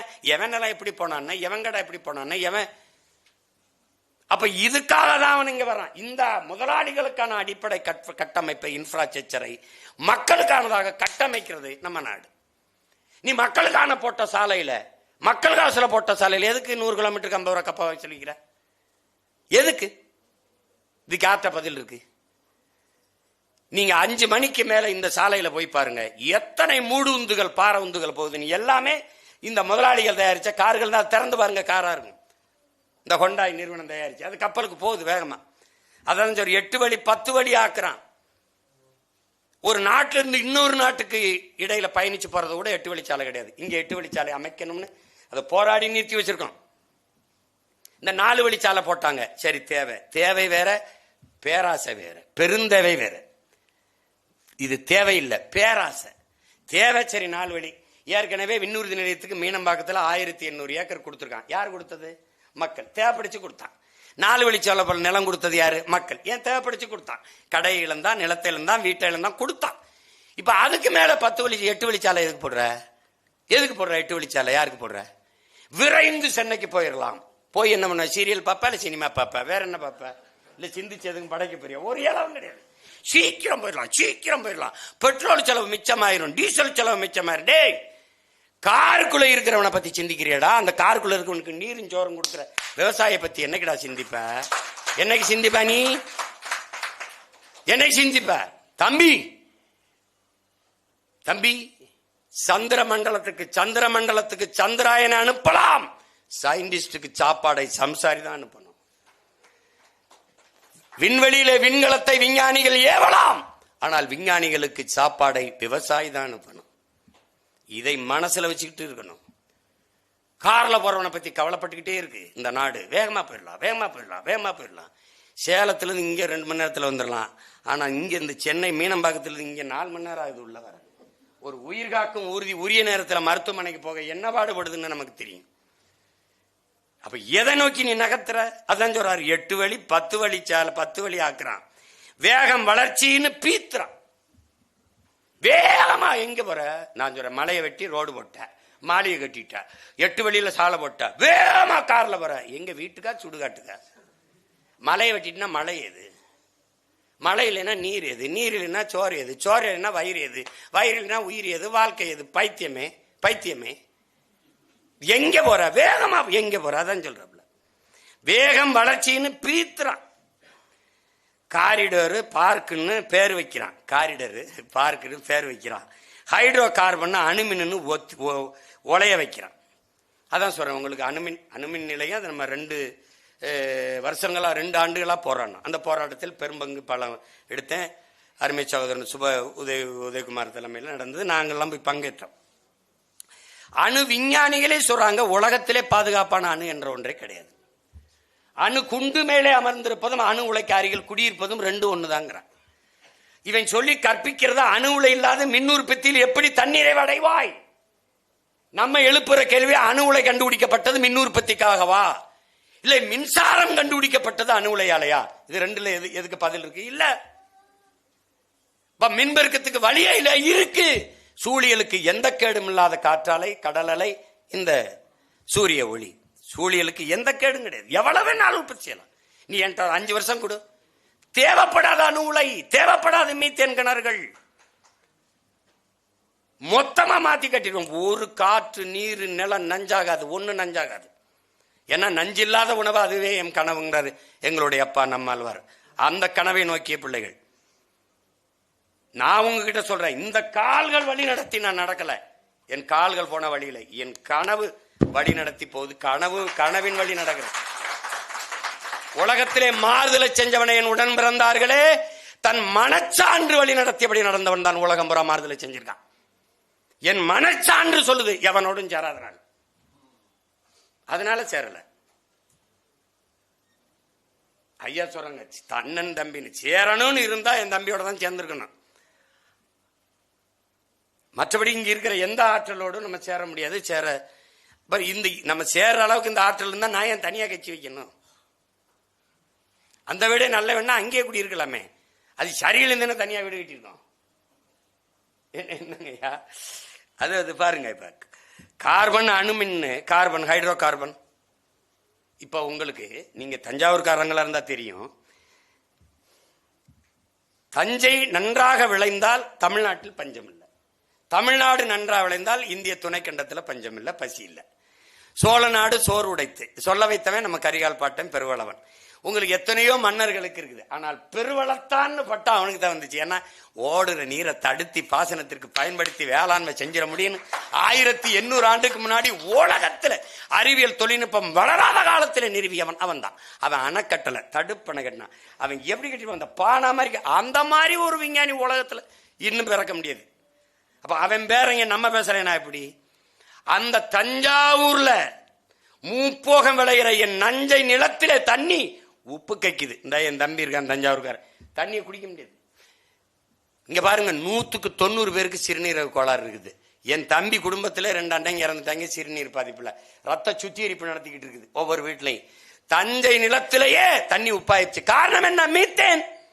மீத்தேன் எடுக்கிறதுக்கு இதுக்கு என்னங்க சம்பந்தம்? என்ன பண்றான்னா, நீங்க பார்க்கும்போது இந்த ஒரு குழா தெரியும், ஒரு அடிமரம் தெரியுது, கீழே எத்தனை சல்லி வேறு அணி உங்களுக்கு தெரியாது. அது மாதிரி இந்த அடிமரம் தெரியுது, கீழே ஆயிரக்கணக்கான குழாய்களை உள்ள போட்டு தண்ணி. என்ன இந்த காற்றுங்கிறது? என்ன எரிகாற்று. பல ஆயிரம் ஆண்டுகளுக்கு முன்னாடி பூமியிலே மக்கி மண்ணோடு மண்ணா போயிருக்கிற மரம் செடி கொடிகள் அழுத்தத்தாலும் வெப்பத்தாலும் கரியாயிருது. இதான் நிலக்கரி. இந்த கரியாயிரு, இந்த கரிக்கு இடையில வெடிப்பு இருக்கு, அந்த வெடிப்புக்குள்ள ஒரு காற்று இருக்கு. இந்த காற்று தான் மீத்தேன், ஈத்தேன், பயோகேஸ். இந்த நீங்க சிலிண்டர்ல நிரப்புறீங்கல்ல, இது இந்த காற்றை எடுக்கணும்னா இந்த பூமிக்குள்ள இருக்கிற தண்ணீரை எடுக்கணும். எடுத்தாதான் அந்த காற்றை உறிஞ்ச முடியும். இந்த தண்ணீரை எடுத்து எடுத்து வெளியில ஊத்திக்கிட்டே இருக்கும்போது 1000 அடிக்கு கீழே குழாய போடும்போது கடல் நீர் மட்டத்துக்கு குழா பண்ண உடனே கடல் நீர் உள்ள வந்துருது. நிலம்புறா கடல் நீர் உள்ளவை நீர் உப்பாயிருது. That's all your honour. இப்ப இந்த நீரை நான் குடிக்கும் போது உப்பு போய் உடம்புல சிறுநீரகம் செத்துருது, நான் செத்துறேன். இவ்வளவுதான் சாமி நடக்குது. இது இப்ப இந்த நிலைமை நான் தஞ்சாவூர் இது சரி பண்ண முடியுமா? சரி பண்ண முடியும். என்ன பண்ணும்? தூக்கிட்டு போடாடே, ஓஎன்ஜிசி தூக்கிட்டு போடாடே, போடா மீத்தேன் நான் எடுக்கிறேன். என் ஆடு மாட்டு கழிவு மக்கிய இலைதலை கழிவு மனித கலைஞர் எவ்வளவு வேண்டுமானாலும் மீத்தேனத்தை எடுத்துக்கொள்ள முடியும் என்கிற வாய்ப்பு இருக்கும்போது எதுக்கு என் தாயின் ஈரக்கொலையா இருக்கணும், இதயத்தை பிடுங்கணும்? எதுக்கு அவளுடைய சிறுநீரகத்தா இருக்கணும்? அறுத்துட்டான், அதனால ஏன் சிறுநீரகம் பாதிக்கப்படுது. இப்ப அப்ப தண்ணியில நீங்க இங்க பாருங்க ஒன்னே ஒண்ணு சொல்றேன். இது என்ன இதுக்குள்ள இவ்வளவு கதை இருக்கான்னா இதை சொல்றதுக்கு தான் அவர் சொல்றாரு. அவர் இடக்கரை அடக்கிட்டார். அதுக்குள்ள இவ்வளவு செய்தி அதுக்குள்ள மடக்கி வச்சிருக்காப்ல. இங்க பெருந்துறையில சிப்காடுன்னு ஒரு தொழிற்சாலை 26 அரசு அறிவிக்குது, நான் சொல்லல. 26 கிலோமீட்டருக்கு தண்ணீர் எடுத்து குடிக்காதங்குது. நான் கேட்டேன் 27வது கிலோமீட்டர்ல எடுத்து குடிக்கலாமா? அதுக்கு சரியா இருக்கான்னு கேட்டா உங்ககிட்ட பதில் இருக்கா? இல்ல இல்ல. பீகார்ல தேர்தலுக்கு முன்னாடி சொல்லியிருந்தா தோத்துருப்பான். தேர்தலுக்கு வந்த அடுத்த வாரத்தில் சொல்றான் 6 மாவட்டத்துல தண்ணீர்ல யுரேனியம் கலந்துருச்சு, தாய்ப்பால்ல யுரேனியம் வருது, அதனால பிறக்கிற குழந்தை எல்லாம் பிரச்சனையா பிறக்குதுன்னு. 6 மாவட்டம் போயிடுச்சுன்னா அப்புறம் மீதி மாவட்டம் சரியா இருக்குன்னு நான் நம்பணுமா? தம்பி, ஒரு சிந்தனைன்னு இருக்குல்ல, ஆழ்ந்து யோசிச்சு பாரு. 26 கிலோமீட்டர்ல தண்ணீரை குடிக்காதேன்னு அரசே சொல்லுது. காரணம் என்ன? அந்த நச்சு ஆலை. நெய்வேலியில அங்க ஐயா அன்புமணி இப்படி எடுத்து காட்டிக்கிற மக்கள் காட்டுறான் பாருங்க, பழுப்பு நிறத்துல இருக்கு தண்ணீர். தண்ணீரே இல்ல, அத குடிச்சா என்ன ஆகும்? அவ்வளவுதான். அப்ப நோய் உற்பத்தி செய்கிற ஒரு இடத்துக்கு உட்கார்ந்து நம்ம வாழ்ந்துகிட்டு இருக்கோம். இப்ப பாருங்க, அததான் அவர் என்ன சொல்றாரு, ஹைட்ரோ கார்பன் அணுமின்னு உலைய வைக்கிறான். அணுமின்னு உலைய வைக்கிறான். எதுக்கு? உயிருக்கு. இப்ப தமிழ்நாட்டில் வந்து அணு உலை இருக்க, அது முதல்ல எங்க வந்ததுன்னு நினைக்கிறீங்க? கேரளாவுக்கு. கேரளாவில் ஏன்? இங்க வையின்னு சொன்ன கம்யூனிஸ்ட், இங்க வையின்னு சொன்ன காங்கிரஸ் அங்க ஆள்றான். அவன் எடுத்துட்டு போடான்ட்டான். ஏன்னு கேளுங்க, நான் வெளிச்சத்துல வாழ்றதை விடவும் உயிரோட வாழ்றது முக்கியம்ட்டான். ஏன்? அவனுக்கு அப்பே அரசாட்சி செய்யறான், எனக்கு எவனோ ஒரு குப்பை ஆண்டுகிட்டு இருக்கான். அதனால நான் செத்தா, எங்க ஆத்தா தாலி எடுத்தா, எங்க அக்கா மூலியா போனா அவனுக்கு பிரச்சனை இல்லை. அப்ப அதனால என்ன செய்யறான்? உலைய வைக்கிறான், நிலை குலைய வைக்கிறான். இப்ப அதான் ஒரு அணு உலை நிறுவுவதில்ல, அணு பூங்கா நிறுவுவது. இப்ப அதை விட கொடுமை என்னன்னா, அந்த அணு கழிவை எங்க புதைக்கிறதுங்கிற சிக்கல். அணுக்கழிவை எங்க புதைக்கிறதுனா, அவன் கோளாறு தங்கவையில் அது எடுத்துட்டு இருக்க அந்த குழியில புதைக்கலாம்னா மொத்த கன்னடனும் தன் கட்சி கொடியை கீழே போட்டு அவன் மாநில கொடியை தூக்கி மொத்தமா நின்ட்டான். பிஜேபி, காங்கிரஸ், மதசார்பற்ற சனதா தளம் எல்லா பேரும் வீதி நின்ட்டான், பயந்துட்டான். இங்க எனக்கு கேட்க ஆள் இல்ல, நான் இடிந்த கரையிலே புதைக்கிறேன்ட்டான். ஒரே ஒருத்தன் தான் கத்தினேன், உன் முன்னாடி நிக்கிறேன் நான் மட்டும்தான் கத்தினேன். அவன் எப்படி புதைப்பான் பாரு. இந்த மதில் சுவரை போல ஒரு அலுமினிய தகடுல பெட்டி செஞ்சு அந்த பெட்டிகள் அந்த கழிவை கொட்டி மேல ஒரு அலுமினிய தகடு போட்டு வெல்டு வச்சு, இரும்பு போட்டு வெல்டு வச்சு பல ஆயிரம் அடிகள் தோண்டி பூமிக்கெல்லாம் புதைப்பான். புதைச்சாலும் என்ன ஆமா, 50 லட்சம் ஆண்டுகளுக்கு அந்த அணு கதிரே அந்த வீச்சு குறையாம இருக்குமா. நாளைக்கு கீழடியில் சொன்ன மாதிரி நாங்கெல்லாம் செத்த பிறகு ஒரு தலைமுறை வந்து தோண்டுச்சுன்னு வச்சுக்க, நிலைமை என்னன்னு வச்சுக்க. அப்ப எப்படி இருக்கு? இந்த பாருங்க, 1,00,000 கிலோமீட்டர் வேகத்துல இந்த மதில் சுவரை கடந்து போகுங்கிறான் கதிர்வீச்சு. அப்ப சதை எம்மாத்திரம் பாரு, யோசிச்சு பாத்துக்க. அப்ப அணுவுல வெடிக்க வேண்டியது இல்ல ராஜா, அணு உலைய குளிர வைக்க பீச்சி அடிக்கிற தண்ணியை கடலுக்குள்ள விடுறான் பாரு, அது போதும்ங்கிறான். பல லட்சக்கணக்கான மீன்கள் செத்து கரவுதுங்கிற காரணம் என்ன? இந்த அணு கழிவுதான். அது உடனே செத்துருது, அதை உணவா தின்னு கொஞ்ச நாள் கழிச்சு நம்ம சாவோம். தட்சாலி வரானர் இங்க பிரச்சனை அதுதான் என்ன சொல்றாரு, ஹைட்ரோ கார்பன் அணுமின்னு உலைய வைக்கிறான், நிலையை குலைய வைக்கிறாங்க. நிலையை குலைய வைக்கிறான், மானுட சமூகத்தை நிலை குலைய வைக்கிறாங்க. கண் முன்னாடி படிப்புன்னு இருக்கு. ரஷ்யாவில் செர்னோபில்லையும் ஜப்பான்ல பூசிமாலையும் வெடிச்சதை பார்த்த பிறகாவது நம்ம எச்சரிச்சிருக்கணும். அதை தான் சொல்றாரு. வாழ வழி கேட்கிறான், வாயை அடைக்கிறான். வாழ வழி கேட்கிறவன் வாயை அடைக்கிறான், கைய காலை உடைக்கிறான், அடங்க மறுக்கிறவன் சோழிய முடிக்கிறான். இதுதான் தேசபக்தி மந்திரம்னு ஓதுறான், சாணக்கிய தந்திரம்னு கூவுறான். இங்கதான் எங்க ஐயா தெய்வ திருமண முத்துராமலிங்கத்தவர் என்ன சொல்றாரு, நீ ஊமையாக இருக்கிற வரை உன்னை ஜனநாயகவாதி தேசியவாதிம்பா, உரிமைன்னு பேசிட்டீன்னா உன்னை தேச துரோகின்றான். அதுதான் சொல்றாங்க. வாய அடைக்கிறான், கைய காலை ஒடிக்கிறான், அடங்க மறுக்கிறவன் சோழிய முடிக்கிறான். இதுதான் தேசபக்திங்கிறான். எதுவுமே பேசாம இருந்தீங்கன்னா நீ தேசபக்தி. எங்கப்பா அதுன்னு கேட்டீங்கன்னா ஆன்டி இந்தியன் அப்பத்தா இந்தியன்றான். கவனமா இருக்கணும், நீ கவனமா இருக்கணும். அதுதான் சொல்றாப்ல. அடுத்து, டாஸ்மார்க்ல மெய் மறந்து கிடக்க போறியா, தப்சி மாசு மோகத்துல கிறங்க போறியா, ஆன்லைன்ல ஐடென்டி அழிக்க போறியா, பாலுணர்வு புரிஞ்சுக்காம சறுக்க போறியா, போனோகிராபி உலகில் உள்ள தொலைக்க போறியாங்கிறாப்ல. பாத்தியில இதை பாத்தியா ப்ரோ சிஸ் அப்படின்ட்டு. இங்க பாருங்க, டிக்டாக் தடை செஞ்சான்னு சோகத்துல முங்கிறாமே, ஆல்டர்னேட்டிவ் ஆப்புக்களை தேடி அலையிறியே, மனித உரிமைகளை பறிக்கும் அமைப்புகளை மாற்றி அமைக்கிறது முடியும்னு தோணலையா? ஆல்டர்னேட்டிவ் மாற்று ஆப்புகளுக்கு நீ வழி தேடி அலையிற, ஆனா இந்த மனித உரிமைகளை பறிக்கும் அமைப்புகளை மாத்திர முடியும்னு நீ ஏன் சிந்திக்க மாட்ட? உனக்கு ஏன் தோணலைன்னு கேட்கிறோம்ல. அடுத்து, பப்சியாட ஆன்லைன்ல கனெக்ட் ஆகிற ஃப்ரெண்ட்ஸ் எல்லாம் மக்கள் பிரச்சனைக்கு யுனைட் ஆகணும்னு தோணலையா? பப்சியாட ஆன்லைன்ல எல்லாம் நீங்க கனெக்ட் ஆயிடுறீங்க, ஆனா இந்த மக்கள் பிரச்சனைக்கு நாம எல்லாம் ஒன்றிணையணும்னு உனக்கு தோணலையா? அதை நீங்க பாருங்க. எந்த ஒரு பொது பிரச்சனைக்காவது, ஜல்லிக்கட்டுக்கு மட்டும்தான் இளைஞர்கள், மாணவர்கள், மக்கள் தன்னெழுச்சியாக கூடினார்கள். மற்ற எந்த, இப்ப நீங்க பாருங்க, படிப்பிக்கிற ஆசிரியன் பாதையில கடந்து போராடிட்டு இருக்கான். இப்ப படிக்கிற மாணவன் கதி, உயிர் காக்கும் மருத்துவ பெருமக்கள் வீதியில் நின்று போராடுறான். நோயாளிகள் கதி, சேவை செய்கிற தேவதைகளா இருக்கிற செவிலிய பெண்கள் வீதியில் நிற்கிறாங்க. அப்ப நோயாளிகள் கதி. இது எதை பற்றியுமே சிந்திக்காத சமூகம். அதுதான் அவர் சொல்றாரு, நீ ஏண்டா மக்கள் பிரச்சனைக்கு யுனைட் ஆகி ஒன்றாகி போராடணும் உனக்கு தோணல அப்படின்னு கேட்கிறாரு. அதை கடைசிக்கு அவரே முடிவு சொல்றாரு. Wake up bro sis, wake up now, எழுந்துரு. அவன் சொல்றான்ல விவேகானந்தர், அரைஸ் அவைக்கப் ஸ்டாப் நாட் அன்டில்ங்கிறான்ல, அதுல நீ முதல்ல எழுந்துரு, கதவை திறந்து வா, கனவை களைந்து வா, கடமை உணர்ந்து வா, அறிவை அணிந்து உரிமை தெரிந்து வா. பூட்டிய இரும்பு கூட்டின் கதவு திறந்தது, சிறுத்தைய வெளியே வா, எளியன உன்னை இகழ்ந்தவன் நடுங்க, புலியன செயல் செய்ய புறப்படு வெளியன்னார்ல. அத வேற வரியில சொல்றாரு, கதவை திறந்து வா, கனவை களைந்து வா, கடமை உணர்ந்து வா, அறிவை அணிந்து உரிமை தெரிந்து வா, உண்மை தெளிந்து வா, களத்தில் இணைந்து வா, இன்று புதிதாய் பிறந்து வா, இன்று புதிதாய் பிறந்து வா. இதுவரைக்கும் நீ எப்படி இருந்தாயின்னு பிரச்சனை இல்லை. இப்ப எதுவும் அண்டாத பெருநெருப்பாக புத்துணர்வு பெற்ற ஒரு இளைஞனாக பிறந்து எழுந்து வா. கமான் ப்ரோ, கமான் சிஸ்ங்கிறப்பல. துணிந்து சென்றாடு, நிமிர்ந்து நின்றாடு, தீமையை வென்றாடு, நீதியாய் நன்றாடு, அப்போது விடுதலை பண்பாடலாம், வாழ்வினை கொண்டாடலாம். இந்த புத்தகத்தின் நோக்கம், இந்த மொத்த இந்த இடக்கர அடக்கலினுடைய ஒரு கனவு, அதனுடைய நோக்கம், புத்தகம் எழுதப்பட்ட நோக்கம், கதவை திறந்து வா, கனவை களைந்து வா, கடமை உணர்ந்து வா, அறிவை அணிந்து உரிமை தெரிந்து உண்மை தெரிந்து களத்தில் இணைந்து இன்று புதிதாய் பிறந்து வா.